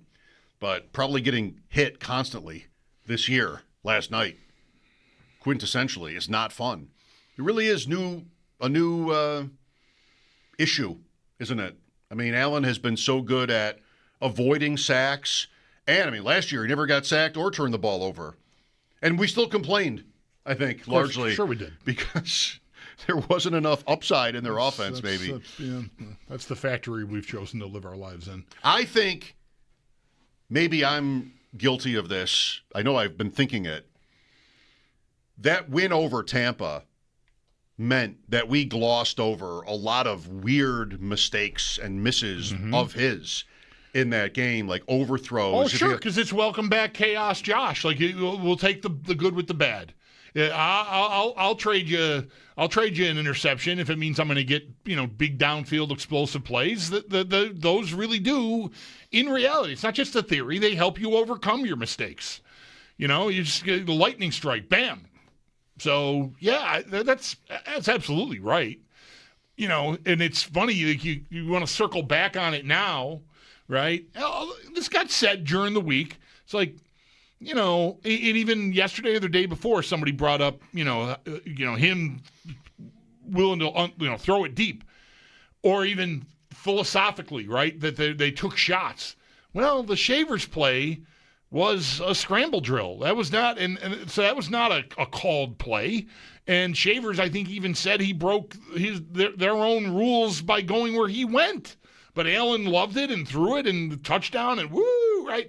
The other two big passing plays in the game are running backs. He's not right. Last week there was not. We wanted there to be, and there were other throws to receivers in the game. A lot of guys had 20-yard or more receptions against Tampa, not just Cook and Ty Johnson, and even Terrell Shavers. There's 3 or 4 other guys who also had that level of reception in the game. But I think we wanted there to be more confirmation that they were back. Because that's going to make us feel good, and we want to believe that that's where they could be living. And I don't know, you think back on it now, and like I just laid it out, it sounds a little more, a little harder to substantiate that was emblematic of them being back in some substantial way. Yeah, and I did not, I want to say, buy it that they were either. Like, it's just not that kind of league, right? I mean, if you spend, and we're really in the center of it, I think, or one version of the center of it, how we're spending 5 days a week immersed in debate about whether their surrounding talent is good enough. One game is not going to move you. It shouldn't move you off of your position. Like, and people can criticize you for that. Didn't you You know, are you inflexible? Did you not see the game? Like this kind of questioning, and I'm not saying I got that, but it's just it really shouldn't be enough. I did not feel great about last night. I didn't appreciate how fierce Houston's defense can be. I even have this Bullard in fantasy and didn't start him because I didn't know who he was. And he had 3 takeaways. Yeah, well, he caused the fumble. I don't know if he recovered the fumble, but he had the two picks. And he forced the fumble. I did have the Houston defense scoring a touchdown that almost happened. Yeah, that was close. Was I rooting for it? I won't say. Zach is with us. Hi, Zach. Hey, I find myself looking forward after a night like last night, and going to bed in frustration with just the state of the roster, just guys they've paid and drafted who I've grown to like, but I'm just are these C+ players on B+ contracts? There's just no crazy superstar. You got 4 guys starting that were on the 2017, 2018 teams, and the Poyers and Trey White and Jordan Phillips of the world. I'm just I find myself frustrated with Brandon Beane and what he's done, and just the lack of cap space and not much to show for it. I get going big with Von Miller's a couple years ago and whatnot, but he's really, and then throw it with not surrounding Josh with talent. I mean, this is just an embarrassment. I don't know if you guys caught this, but last week after the Tampa game, Pagula celebrated 100 wins between McDermott and Beane, and it was some sort of awkward exchange between the two of them. If it ever came to a split, I'd probably take Sean's side. I just think Brandon's done a mediocre job on the draft, and he's decent at negotiating and signing guys. But where's the major hit, Ben? He's got more losses, more misses, and more mediocre picks than he does hits. I know the draft is hard, but I mean, I don't know. I just find myself very lost and frustrated. And then the whole Joe Brady thing as well. I don't even know. You wake up and you're we're 7-4 though. They still got to look at this. Yep. But do they really? I don't know. And I don't want to watch Josh run around. My biggest fear is he gets hurt. Look at the hit yesterday that could have been. Yeah. That's all. Good points. I didn't see this video you're talking about. I did, and I didn't notice anything awkward about it. Okay. Myself, but I don't know. I didn't study it. McDermott did not have any time for DeMeco Ryans last night. That was very, you usually see coaches, they put the play sheet over their mouth so you can't hear or can't read their lips. Yeah. But that was just a brush off handshake. He might have been pretty ticked off. Yeah, I turned it off before they even got to that. Well, that's you probably got a hockey game to watch or something. I usually do want to see that stuff, but I didn't bother. Did you go to a concert after the game? That Ryans does have that's one tight shirt.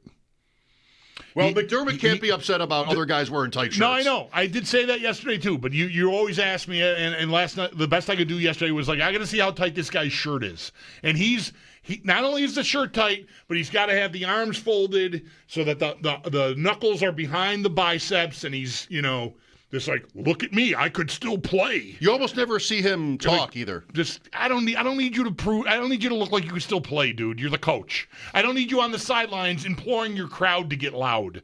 Leave that to your offensive players when your defense is on the field. You're a couple of days late. What are you, 9? Just knock it off. We could have used this. I know. I'm sorry.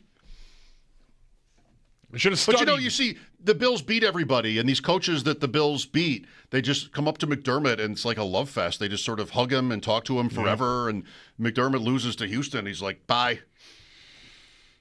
I don't think that he's mad necessarily at him. a type when it comes. I don't think I'm not saying he's a sore loser, but it's noticeable when the handshake is not even a second long. Because often coaches, they hang out. Bowls, right? Mm-hmm. You see that last week, or did you go to a hockey game? He sort of hugs and they talk forever and cover their mouths and that whole thing. Why can't that wait even? You could do that in the tunnel. Yeah. Yeah, I don't know. I think when there's, it's why we draw conclusions about those interactions. You'd assume that there is genuine affection and respect on both sides between Bowles and McDermott. And maybe there isn't between there isn't. Ryan and Ryans and McDermott. Maybe there's something their paths cross at some point, and there's a lack of respect there. There might be times when you're like, as a coach, I can't believe I lost to this guy. You know, it's Dukakis in the SNL skit with Bush. The show has never sounded older. I can't believe I'm losing to this guy. Lovitz, right? Maybe McDermott has a little bit of that. I mean, I wouldn't blame him. Just, how are we losing? Because isn't this the fans? How are we losing to this team? Yeah. The Bills are so good. They've been so good that anytime there's a game like that where they're under constant duress, and there it is, a minute left, and they're at the 20. How do you lose a game where you get that 4th and 27 prayer to work? How? How do you not just go win the game from there? You should just win. They should be demoralized. 4th and 27. I mean, what the hell? And it into the bag you go, and like, credit to Brady. That worked. It's the best play call the whole night. Well, it wasn't too cute. It was definitely cute. It worked, so it wasn't too cute. A huge cuteness quotient on that play, but holy cow!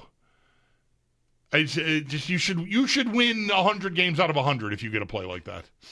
I mean, I know it's not a direct correlation, but it's just like, come on. You know what else?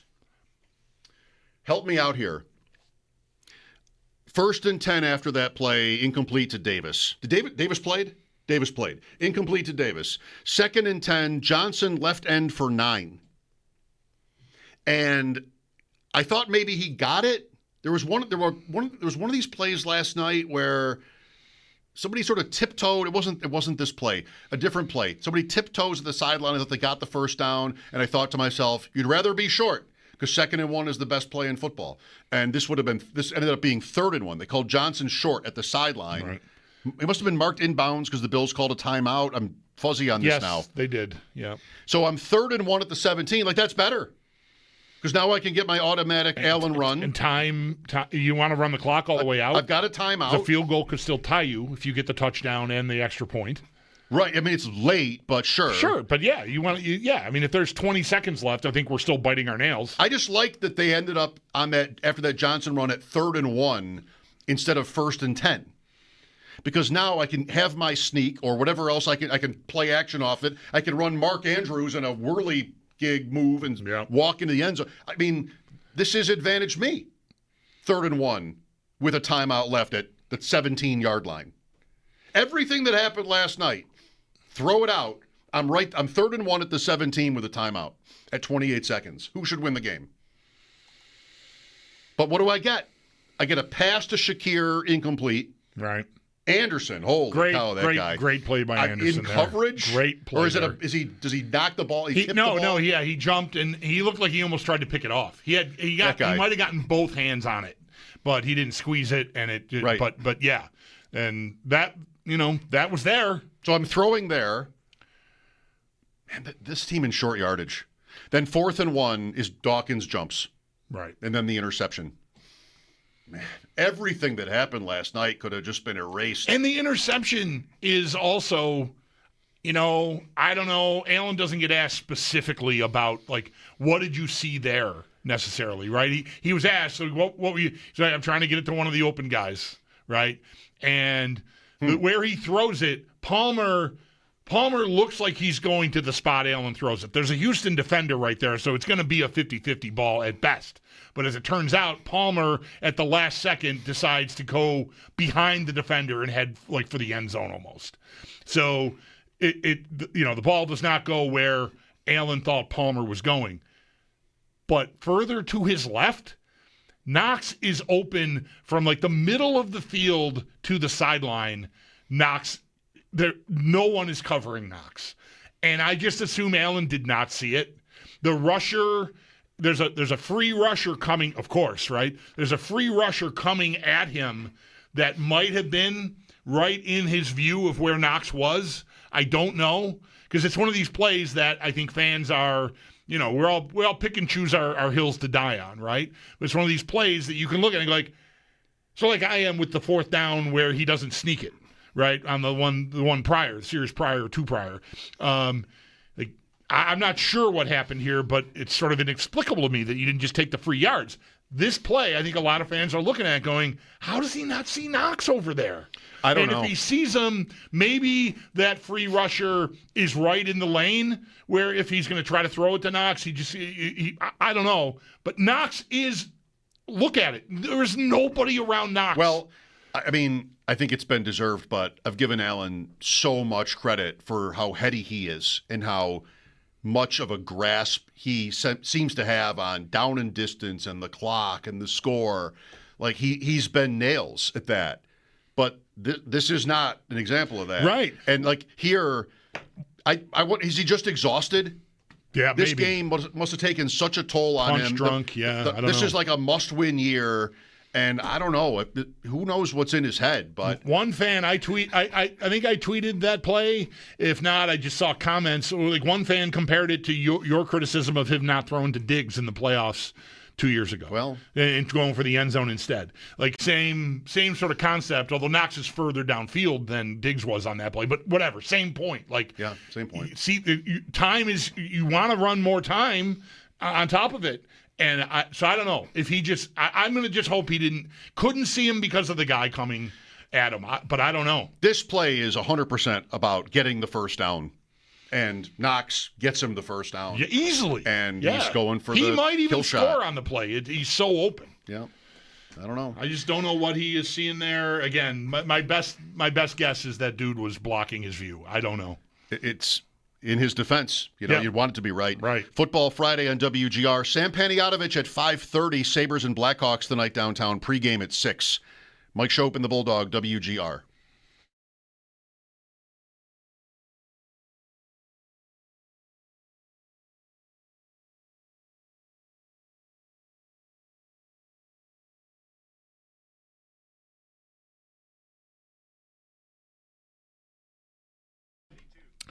Folks, Bulldog here for Roswell Park. Did you know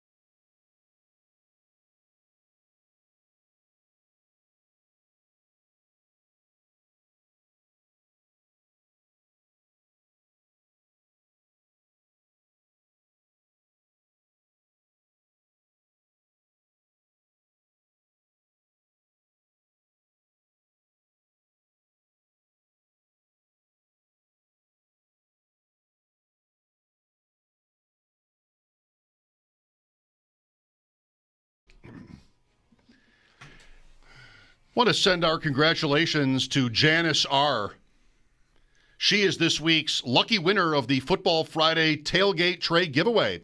Janice has scored a $300 tailgate tray certificate from Alibaba Kebab.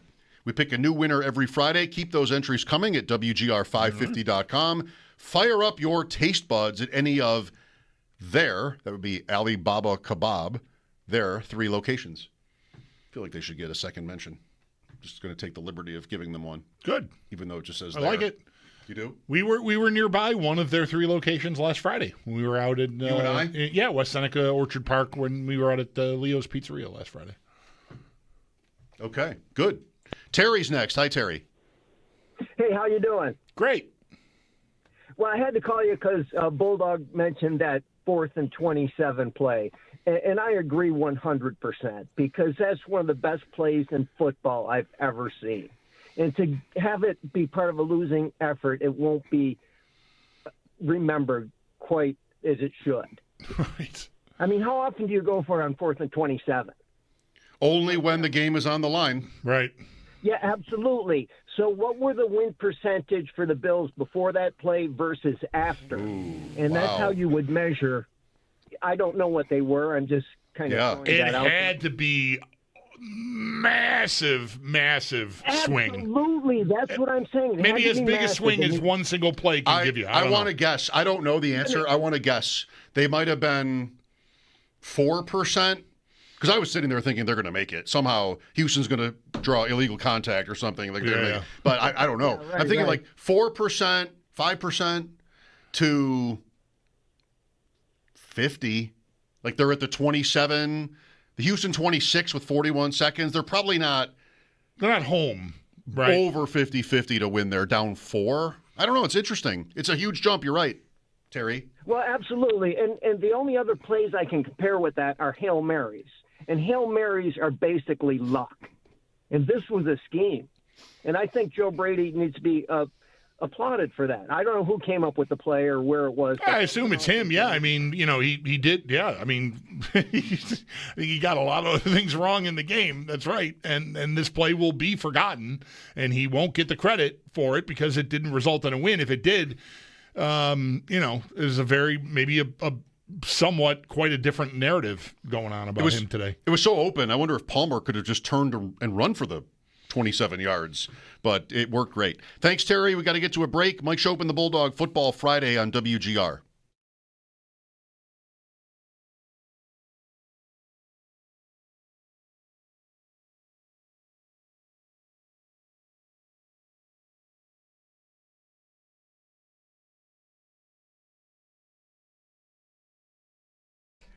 Not something you ever want to think about, but it happens when disaster strikes.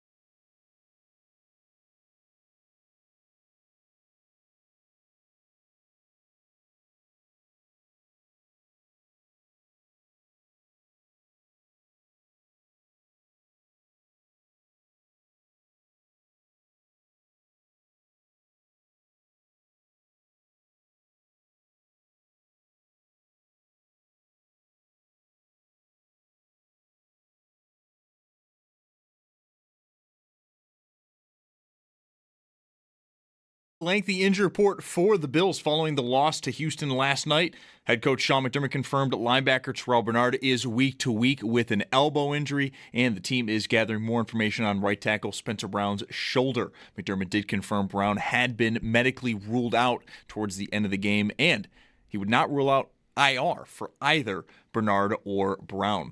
Cornerback Max Harrison is in concussion protocol, while tight end Dalton Kincaid, wide receiver Curtis Samuel, and defensive tackle Fedarian Mathis are all considered improving. The Barnes Firm Injury Report, it is brought to you by The Barnes Firm. Injured for help, call 1-800-8-MILLION. The Bells are next in action next Sunday at Pittsburgh. Bengals quarterback Joe Burrow officially questionable for this weekend against New England. Burrow has been out since late September with a toe injury. And the Steelers quarterback Aaron Rodgers also questionable. Steelers take on the Bears this weekend. Rodgers has been dealing with a left wrist injury. Jaguars are down both wide receiver Brian Thomas Jr. and edge rusher Trayvon Walker when they take on Arizona. And Lions tight end Sam Laporta looks to be out the remainder of the season after undergoing a back procedure. Sabres game tonight, they host Chicago, pregame in an hour at 6 for a 7 p.m. puck drop. All signs are pointing to Ukko-Pekka Luukkonen getting the start in net, and then Jason Zucker makes his return to the lineup. Zach Benson, however, does not, but head coach Lindy Ruff did say it was a possibility for Benson, so it does point to his return being sooner rather than later. 3 other games tonight in the NHL. Also at 7, the Penguins host Minnesota. 8 p.m. sees Carolina out in Winnipeg. Then at 10:30, the Bruins, they are out west. They take on the LA Kings. And in college hoops, Niagara, they are on the road at number 5 Duke. Tip-off at 7, and that game can be heard over on AM 1400. Sports Talk on WGR is presented by Paramount Plus. You can't count on much, but you can always count on Sundays with the NFL on CBS and Paramount Plus. Watch your local NFL games live every Sunday all season long. Visit ParamountPlus.com/NFL to get started today. That's your Paddock Chevrolet Sports Update. Paddock Chevrolet celebrating 90 years of being your hometown dealership. I'm Zach Jones for WGR Sports Radio 550.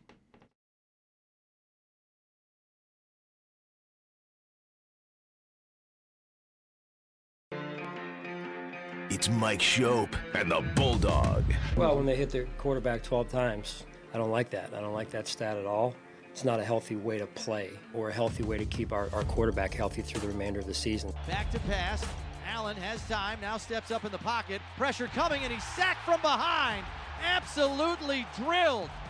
And he is in pain. Rolling left, looking for somebody downfield. Doubles back to his right, still on his feet, in the clutches, and he's dropped for a major loss on the sack. Yeah, it's not fun. I ran into a couple myself. I got to be better with throwing the ball away and living to see another down, and too many times I was going backwards. Back to pass, pocket collapsing. Allen in trouble, and he's tripped up and dropped for another sack. This one by Daniil Hunter. Steps up in the pocket collapsing, and he's wrapped up, and he's going down for another sack. Way back at his 35-yard line. It's Mike Schopp and the Bulldog on WGR Sports Radio 550. Wow, sounds like a game I was smart to have not bothered to watch by these sound bites. Boy, did I make a good decision skipping that one. I did not skip that one. I watched even to the handshakes. I even watched the Amazon panel show last night. They were about to go to a guest is when I left. I don't need a guest. But I stayed through the end of the game. We'll turn it over to you here. We've got a shorter day for calls and analysis with the Sabres playing tonight. We'll have pregame with Paul coming up at 6 in less than an hour. Sam Panayotovich will join us at 5:30 to preview the rest of Week 12. It is relevant, some of it, to the Bills in the standings. I was out of the room. I just want to make sure. Did Zach run down all the injury stuff that McDermott updated today? Okay, I don't need to repeat it all then. Okay, I won't. But that all doesn't sound great. Brown, they're still evaluating, but that sounds like it could be a little bit there. Bernard, week to week. Harrison's still in the concussion protocol. Tough. Brown would be the one there to me. Oh yeah, I'd be really worried about him being out. It's not the best team to play next. No, that's Pittsburgh. right. That's right. In Pittsburgh. Part of the problem last night was being on the road for them. Right. I think that might be a team that's way different at home, just with noise and timing. And the Steelers will have that advantage against the Bills. Not that the Bills didn't have tons of fans there last night. You could hear it. And probably will have plenty in Pittsburgh, too. Let's go to Sean next. Hi, Sean. Hey, guys. I think it's pretty clear that this roster is really lacking right now. But at the end of the day, I think Bean messed up big time at the trade deadline. I know he tried to go for Waddle, but, I mean, this receiving core is just absolutely depleted. I think it's probably the worst it's been since 2018. I mean, we got a running back now. If you look back at 2021, I think we had our best receiving core in the Josh Allen era. And at this point, I mean, we just need receivers, and Bean didn't do his job. So that's about it. Okay. I think that's absolutely right. Can't do much about it now. Nothing to be done about it. Maybe something comes up that helps you. But that's what, like, Davis and McCole Hardman were sort of meant to be, right? Coleman's on the bench. Coleman's healthy. And important games, he doesn't get to play. That might change. You think that changes now? It could change. Yeah. I mean, I don't want to say I'd be surprised if it doesn't change, because I think he's earned his spot on the sideline right now with how he's played mostly. I'm not even that. He could have been on time for everything, bringing donuts for everybody, for all I care, to meetings. He can even be the Tom Coughlin 7 minutes early or whatever the heck that arbitrary nonsense he had when he was the Giants coach or the Jaguars coach, whatever. Yeah. I think his performance has not warranted him being on the field. So I don't need to get him back in, but they may try just about anything after what happened last night. I mentioned the Shavers thing yesterday, right? The room on Bet Sweats and all that with his over-under, 22.5 yards. Why would he be able to go for 90, and then his line the next week is 22.5? And then on Joe and Sam's show, they pointed out he was like one of the most popular popular bets of the night, and he did not get a target. Right. Ryan is next. Hi, Ryan. Hey, guys. How's it going? Good. So I have a lot of thoughts about the game, but the main thing I've been thinking the last couple of weeks watching the game is just how much worse would things be going if James Cook was holding out? Like, what would their offense even look like at that point? Wow. It might be better, right? Is that what you're driving at, or the opposite? I'm not sure I know. I don't know either. Like, would they be trying to run with even worse running backs, or would it force them to actually throw the ball like they did against Tampa Bay? Well, I mean, it's interesting, but it's also maybe pointless because they built it around him. They needed him. They decided that. They paid him accordingly. He is the only explosive skill player on the team. That's it. I don't think he's like a top 5 running back in the league. He's in rushing yards. He is. Over 1,000. In touchdowns, he's having a great year on top of a great year he had last year. Wherever he ranks, wherever you want, you think he's better than Jonathan Taylor because you love the Bills or something. Not the caller, just anybody out there listening to me right now. I don't need to undervalue him. He is the only explosive athlete they have on that side of the ball. That's it. How in the world are you supposed to be a contending level Super Bowl winning caliber team and have that be the case? That seems incredible to me. And I know I'm just making the point that everybody's been making for months, weeks of this season, years on end. It's incredible. But where's the lie? He is the only explosive skill position player they have. That is absurd that you've not found your way to someone. It's why I wanted Xavier Worthy so bad. And it's not like it's going great for him in Kansas City right now either. But speed, something to scare someone. I mean, McDermott was all excited about McCole Hardman. They needed speed so bad on this team. It's just so bad to be where they are and have that be objectively true. Like, I'm not trying to slant this. You just tell me where the other guy is. That's scary in any way. I mean, everybody is telling you they're looking at these games and they're watching, if they're watching the whole field live or if they're watching it on all 22, defenses just do not have anything to fear or respect there. They just don't. It's like you're playing with one arm tied behind your back. To not have explosive athletes at your disposal, it's incredible. It really is. Well, Palmer can be mentioned in this and has been many times because he was Bean's get. He's had more than 40 catches in a season once in 5 years. This year he's at 18. I know he had an injury. That's part of football. That isn't like amazing that somebody gets hurt. He has 18. He had 2 last night. What was that supposed to be? Maybe we'll get to January. This is the last line on every take. Right. Maybe we get to January and he makes the play and we're all fine. See?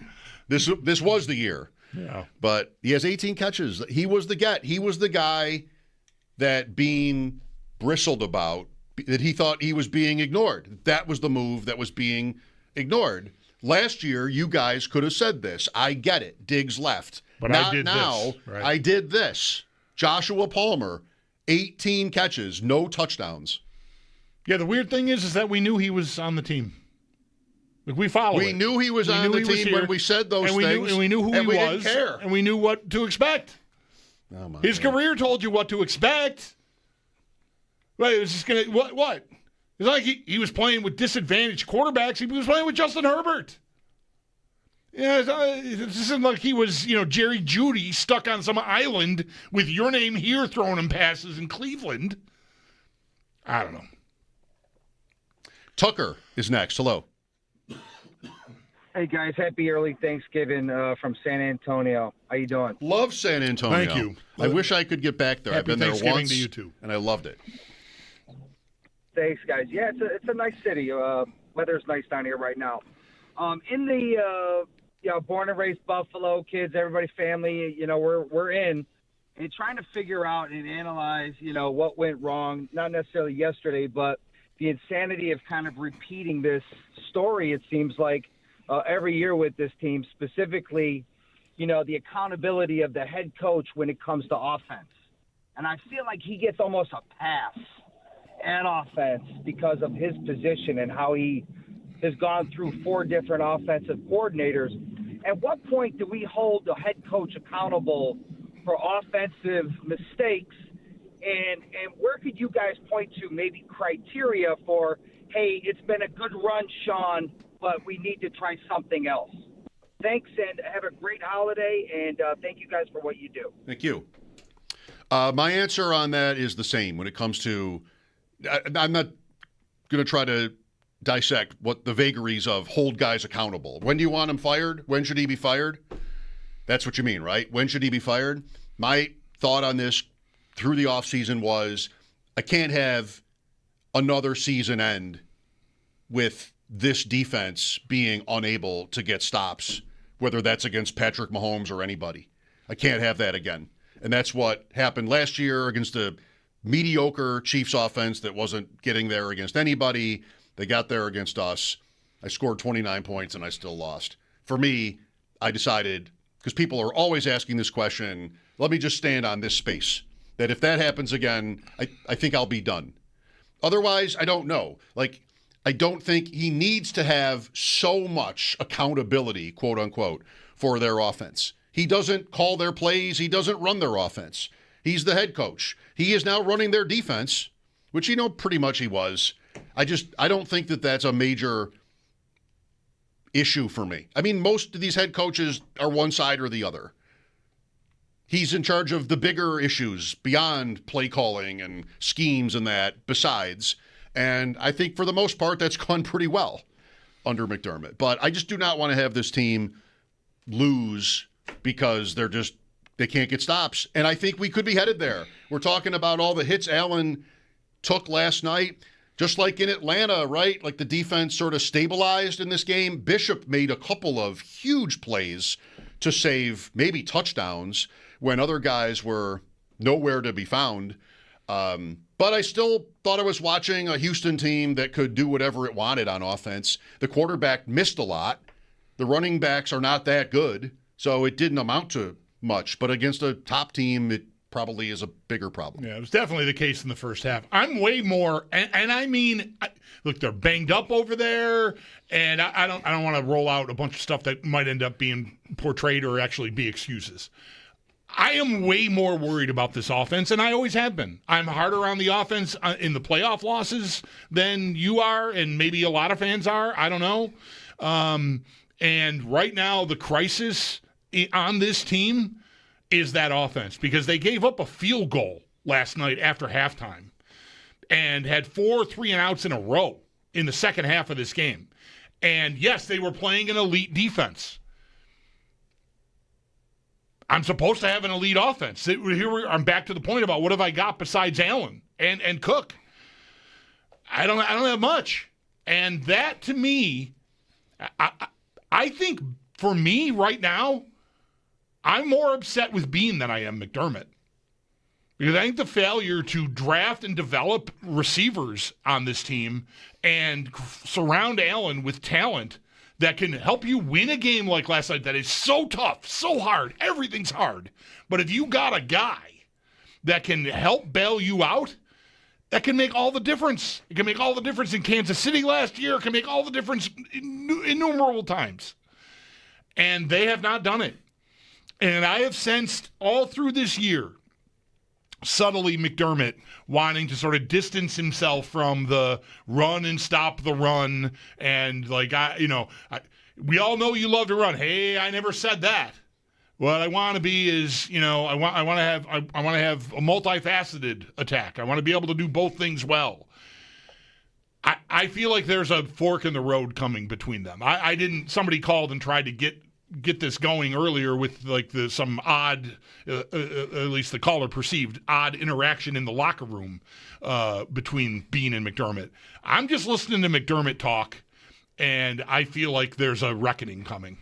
I think if this thing this year, if the offense does not find their way consistently enough, I feel like Bean could be the one that's in real trouble here. Still time. And that's not just to excuse every mistake McDermott's ever made or anything. Like the whole operation, I think, should be and is under scrutiny in a way that I don't know. I feel like we're in a different place today than we've been in a while, maybe ever. Here's Robert next. Hi, Robert. Hey guys, how you doing tonight? Okay. Well, I appreciate the time. Actually, I was calling on a different topic, but Bulldog, you brought up a very good point. Before I even get to McDermott, I got to lay this at Bean's feet. If you take a look at the last few draft picks, it's kind of flamed out. McDermott only can deal with the players that he has. And, it's so frustrating. I feel like we're almost at a rebuilding stage at this point. And as much as I would like to see a new coaching staff, not coaching staff, but new group at the top, I'm afraid to do it because how long is that going to take? You got Allen's going to turn 30. I feel like we're just completely wasting this guy. And then you look at the other top quarterbacks in this league. They all have weapons. It's like we don't have anybody. It's like, how are we in this situation when the man's 29 years old and we've had such success at this point? It's just so frustrating. And then you take a look at the offensive coordinator.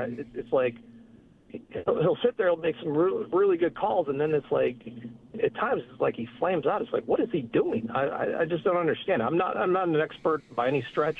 I don't purport to be one, but I think you just have to look at the results, and at some point somebody's got to be held responsible. And I would put it on Bean's feet before I get to McDermott. But anyway, that's my 2 cents for whatever it's worth. But appreciate it. Thank you very much. Thank you. I just don't think it's really the time for it, but it's one thing that fans are talking a lot about today. Like, what if this season ends badly, whatever that means? I think it could even mean losing in the second round. That's not progress. Even the AFC Championship, losing there would not be progress, literally. So fans are talking about it, and therefore I don't want to just blow it off. What do you think the expectations are internally? We're all talking today, we're all hot, right? We're overheated from all this. and stressed out, and we're all talking about it like it's way worse than it actually is. Like the season, the whole era, wasting Allen. I mean, they've won a playoff game every year, for at least one, for 5 years running. That's not something that every team just rolls out and does. So wasting, like we're going to extremes today. But what is the standard inside? Do they need to get to the Super Bowl or else? I tend to usually think about it like the standard is lower than that. And that's not to say that guys don't want it and might work as hard and be as capable as every other guys in the league, any other front office. But I still, maybe it's insulting. Maybe this is sort of in a backwards way kind of insulting toward Terry Pegula or the Bills. Just think that I bet he's thrilled, because that's just kind of how I see him. And I don't know if I'm right at all. Not that they're thrilled to lose to Houston, but just the overall performance of the Bills has been extremely positive in the McDermott years and Bean years. But maybe it's true that if they don't get to the Super Bowl, it's over. I don't know. I just tend to think that it won't be. Well, it's something we can sit with. We got a while. We already are. Sam Panayotovich coming up next. Bet Sweats. The Sabres host Chicago tonight. Pregame at 6. It is Football Friday. Mike Schopp and the Bulldog here, WGR.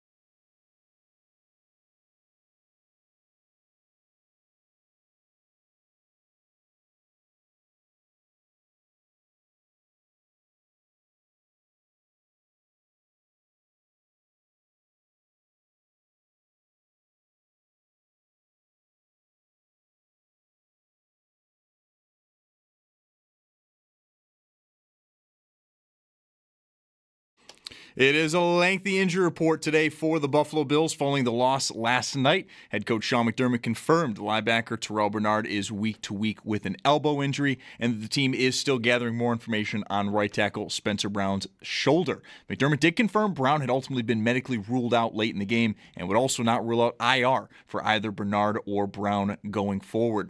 Cornerback Max Harrison is in concussion protocol, while tight end Dalton Kincaid, wide receiver Curtis Samuel, and defensive tackle Fedarian Mathis are all considered improving. The Barnes Firm Injury Report. It is brought to you by the Barnes Firm. Injured for help? Call 1-800-8-MILLION. Bills are in action next Sunday at Pittsburgh. Bengals quarterback Joe Burrow officially questionable for this weekend against New England. Burrow has been out since late September with a toe injury. And Steelers quarterback Aaron Rodgers is questionable with a left wrist injury. Steelers take on the Bears this Sunday.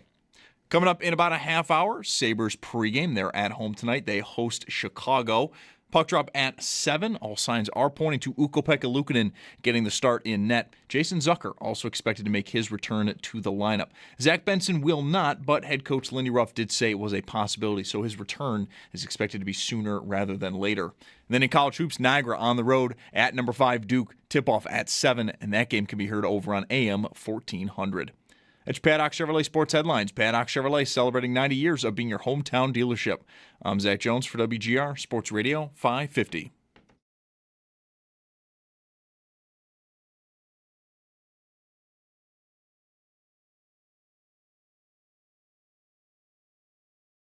Football Friday continues. The Bills hurting after a physical, brutal loss to Houston last night in Houston, 23-19.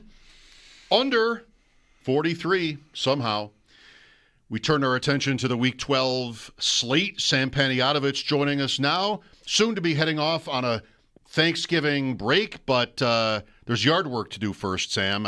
I know you're aware. That's tomorrow.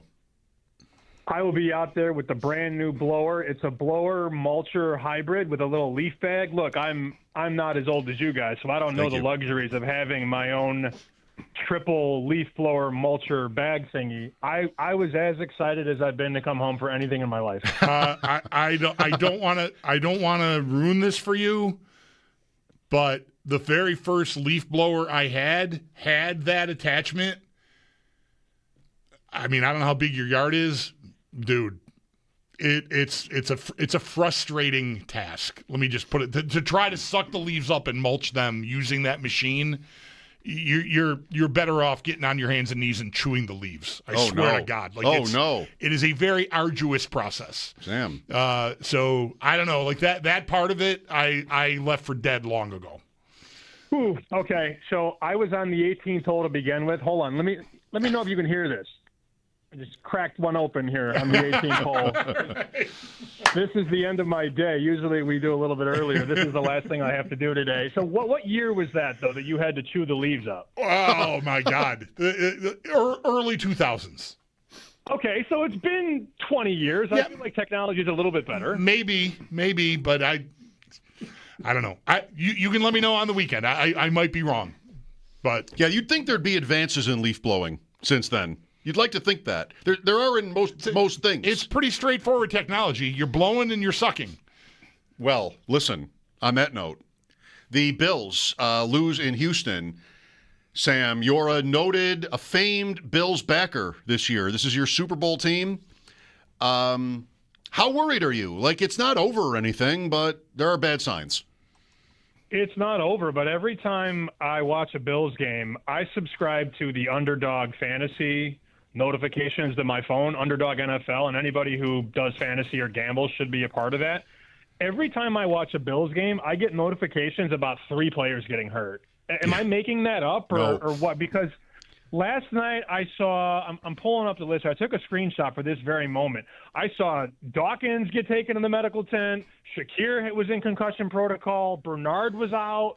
Like every time I watch a Bills game, at least 3 important guys get hurt, and that's not normal the last time I checked. And last night it's even more. Yeah, there were Hairston left, Spencer Brown, Allen. I mean, I don't know if Allen went to the medical tent ever, but I mean, he got smashed up pretty good earlier in the game. Never missed a play, but still.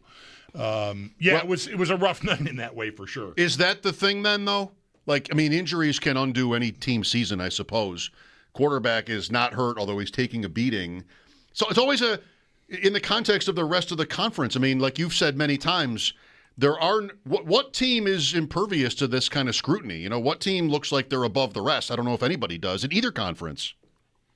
I would say it this way. If you're looking for a shred of optimism, and I'm sure people listening, driving around right now are, I would much rather be 7-4 than 5-5 where Kansas City's at. That's for sure. Because you're a playoff team. You're going to make the playoffs. I mean, I'd be stunned if Buffalo didn't make the playoffs. And it really just feels like with the way that this AFC is staggered right now, Denver, New England, Indy, 1, 2, 3, I don't trust any of those teams in the playoffs because I just haven't seen it with these quarterbacks. I've never seen Bo Nix, Daniel Jones, and now you got Drake May in year 2. I've never seen playoff runs there. So I feel like the AFC is so wide open. You just need to get in, and Buffalo has better chances to get in than Kansas City right now. I also, let's put it this way. In my newsletter this week, I talked to John Murray, one of my best friends. He does the book at the Westgate in Vegas. And I said, give me the top 10 teams per your office, per your team. And here's the list in order. I'll go quick, 1 through 10. Rams, Eagles, Bills. Bills still third in the eyes of a Vegas sports book. So Rams, Eagles, Bills, Chiefs, Lions, Ravens, 4, 5, 6. Seahawks, Colts, Packers, Pats. They still respect your team so much. They have to be healthy enough to win a playoff game. And maybe both things are true. Maybe they're very talented. Maybe they play to a high power rating, but maybe they're just not healthy enough to win the whole thing. I don't know. But at the same time, who's the best team in the league? I don't have an answer right now. I have none. You didn't say Denver, right? They're not on that list?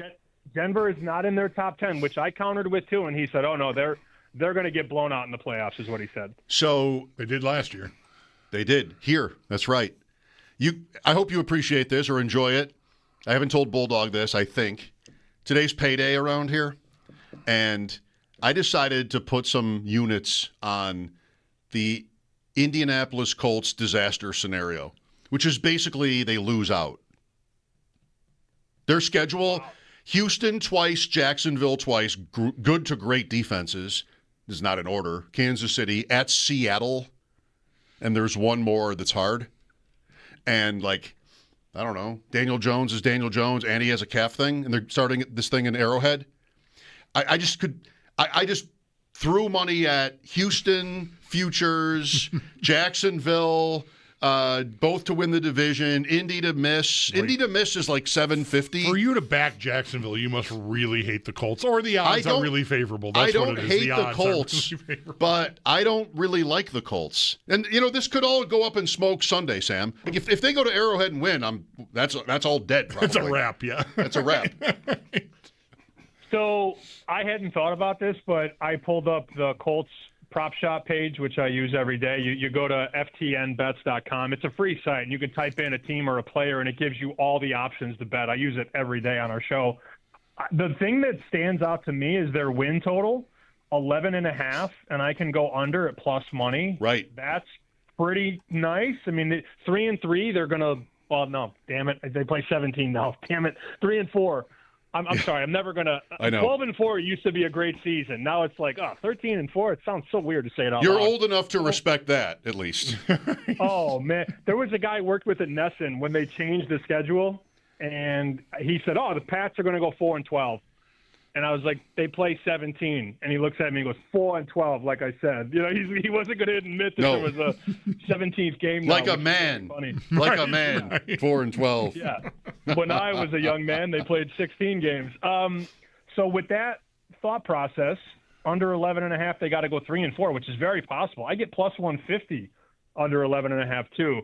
Missed the playoffs 9-1. I don't know that I'm there, but man, you would be rewarded handsomely if it came true. I got that. There's competition, What do you make of the Texans after that game?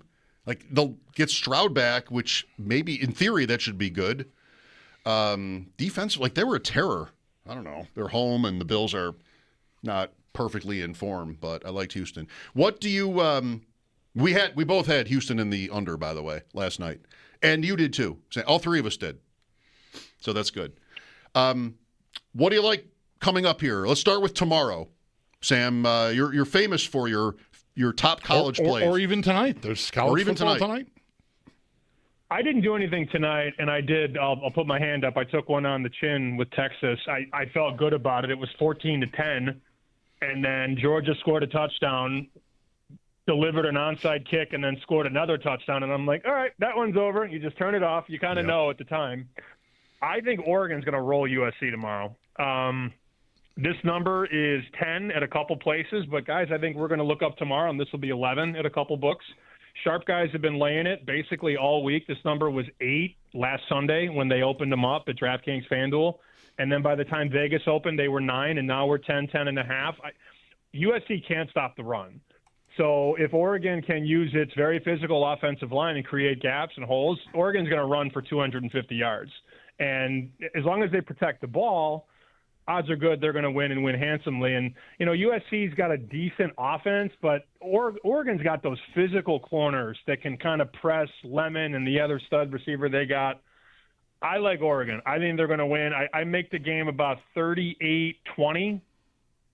So that's, laying 10, 10.5, I think is a decent bet. And the total's 59. So I'm right on the number total-wise, but I'm 38-20 Oregon tomorrow. Interesting. Sunday? Anything? Yeah, Sunday. I know the Bears are going to lose. You know it. Mike knows it. Zach Jones, producing the show, knows it. Aaron Rodgers is going to play. Miss me with he's questionable. I covered that guy. There's no place he'd rather go and play and win than Chicago. He's 24-5 all time against the Bears. And you notice that fractured wrist, it doesn't need surgery. So if he can be out there, if they could shoot him up with whatever, and we know Aaron Rodgers likes to do things in the offseason, like he's open to some things. He's gonna be out there, man. He's gonna be in the ayahuasca tent on Saturday. If you think he's not playing, I got oceanfront property in Indianapolis to sell you.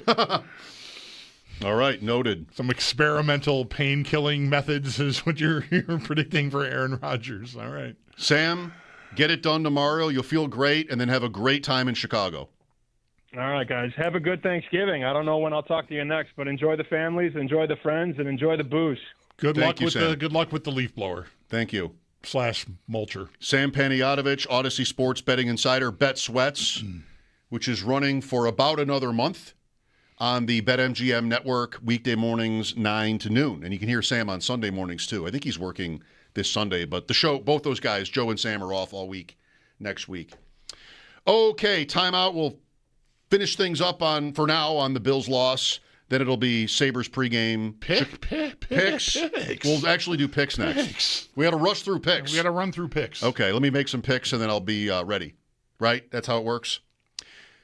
Mike Schopp and the Bulldog, Football Friday on WGR.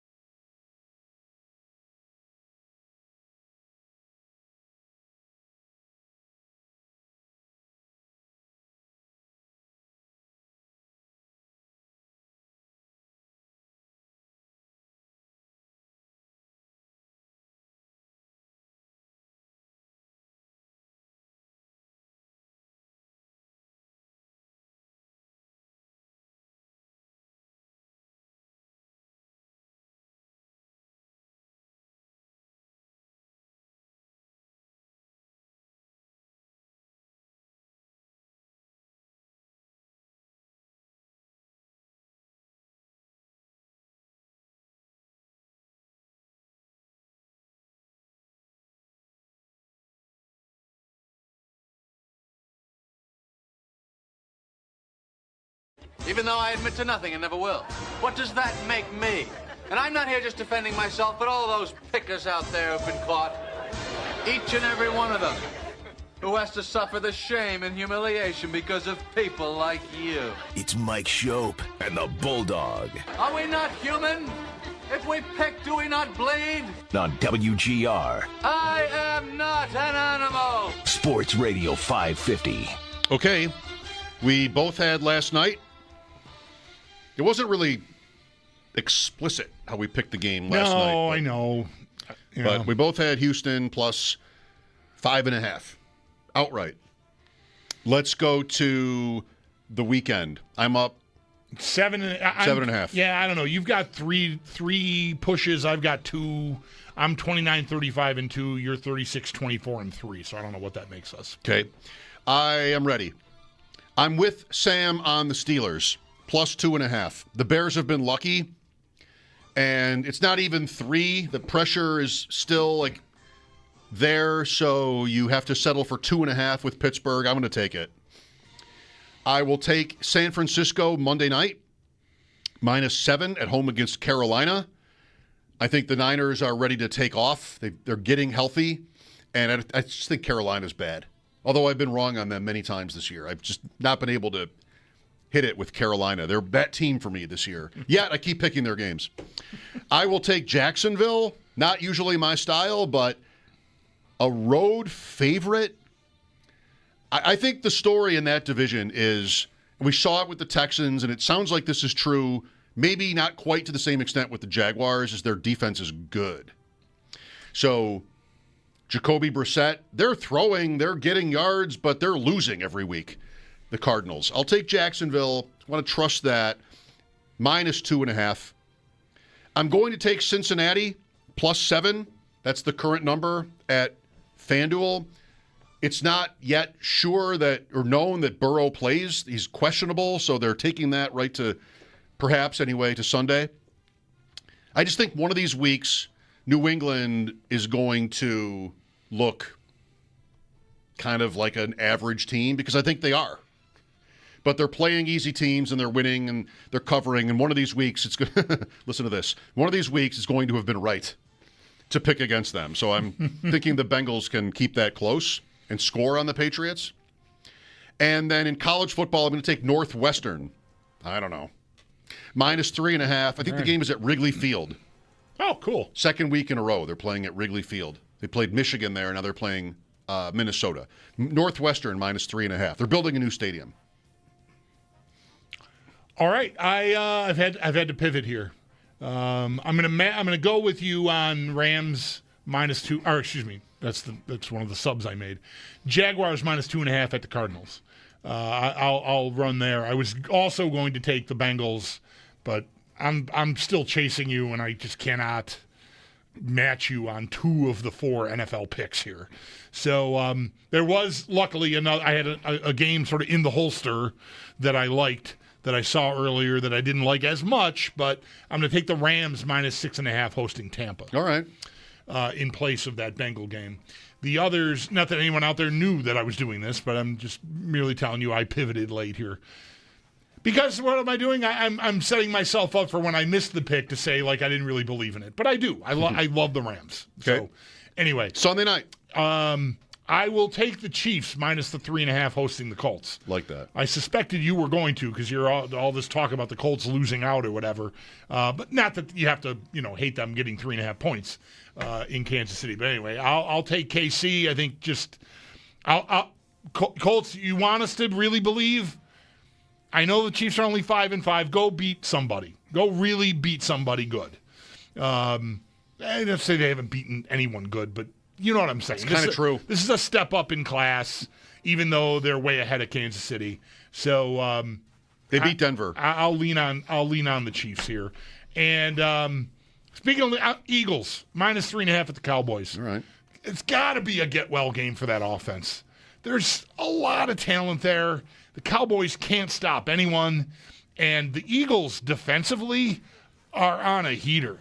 They look so tough. Up front, in the middle, the secondary, DeJean is great. They just look nice to me. on that side of the ball especially. So I think they can maybe handle what Dallas's fastball. I like Philly's D, and I think offensively almost anyone can move the ball on Dallas. So I like the Eagles laying the points. I will be on the Cowboys there, not that you asked. Okay, like for the picks, you mean? Or no. Okay. Well, then I don't really care. No, you shouldn't. Thanks. Florida. Fun to say it. I'm going to take Florida State tonight. Minus 6.5 at NC State. At least I think that's tonight. It's the first game on the board on FanDuel, and that usually means it's a game that's going this evening. But I actually didn't confirm that. You got it. Yep, 8:00 tonight. I like the Florida State quarterback a lot. Castellanos is fun to watch. I don't think he's got the game to make it to the NFL, but he is an excellent college quarterback. A lot of fun. It moves around really well, throws a nice ball. He's fun to watch. I don't know anything about NC State. They're in Raleigh. It's in Raleigh. It's the Research Triangle. Okay. Wolfpack, Jim Valvano. These are things I did know, actually. I meant more like specific to their football prowess. Okay. Phillip Rivers. Yeah. Right? Well, sure. Yeah. Okay. Yeah.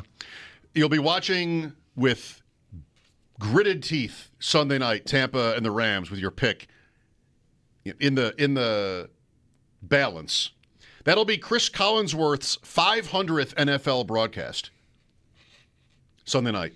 His first ever was here in this room. No, at the stadium, Week 1, 1990. Remember the 90 opener?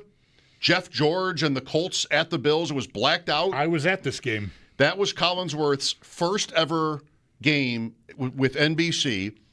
NBC says he has done games in 52 stadiums. Which I can't even, if I get really bored at some point this weekend, I'm going to try to name. Yeah. Like he's done the Rams in 5 different stadiums. One is St. Louis, the Coliseum, this new one, Anaheim, like that. 52 stadiums. And he has one sideline reporter game in his career, and it was also a Bills game. All right. And you might have been I don't think you were. You might have been at this game too, I was going to say. I don't think you were. The Raiders-Bills playoff game that was super cold. Yeah, no, I was at a regular season Raiders game that they beat the Bills. Yeah, not 51-3. The 93 divisional round game, Bill Brooks, Collinsworth was on the sideline. The only game he ever did on the sideline. That Colt opener that's the 90 season. I still was living in Connecticut, but I was back here to visit and was really excited to watch a Bills game with my dad. I'd only been away for 2 years, but they had gotten good while I was gone. It's like, going to watch a Bills game with my dad. I can't wait. It's blacked out. What? Only tickets we could find were in the family section. So you want to have like a father-son bonding moment. Me and my dad barreling down the stairs to go to the beer stand during a TV timeout to like annihilate 20-ounce beers and then go run back and sit in our seats in the family section. That happened. What an effective idea. Pops. Love you, buddy. Family section. Love you, buddy. Sabres pregame is next here on WGR.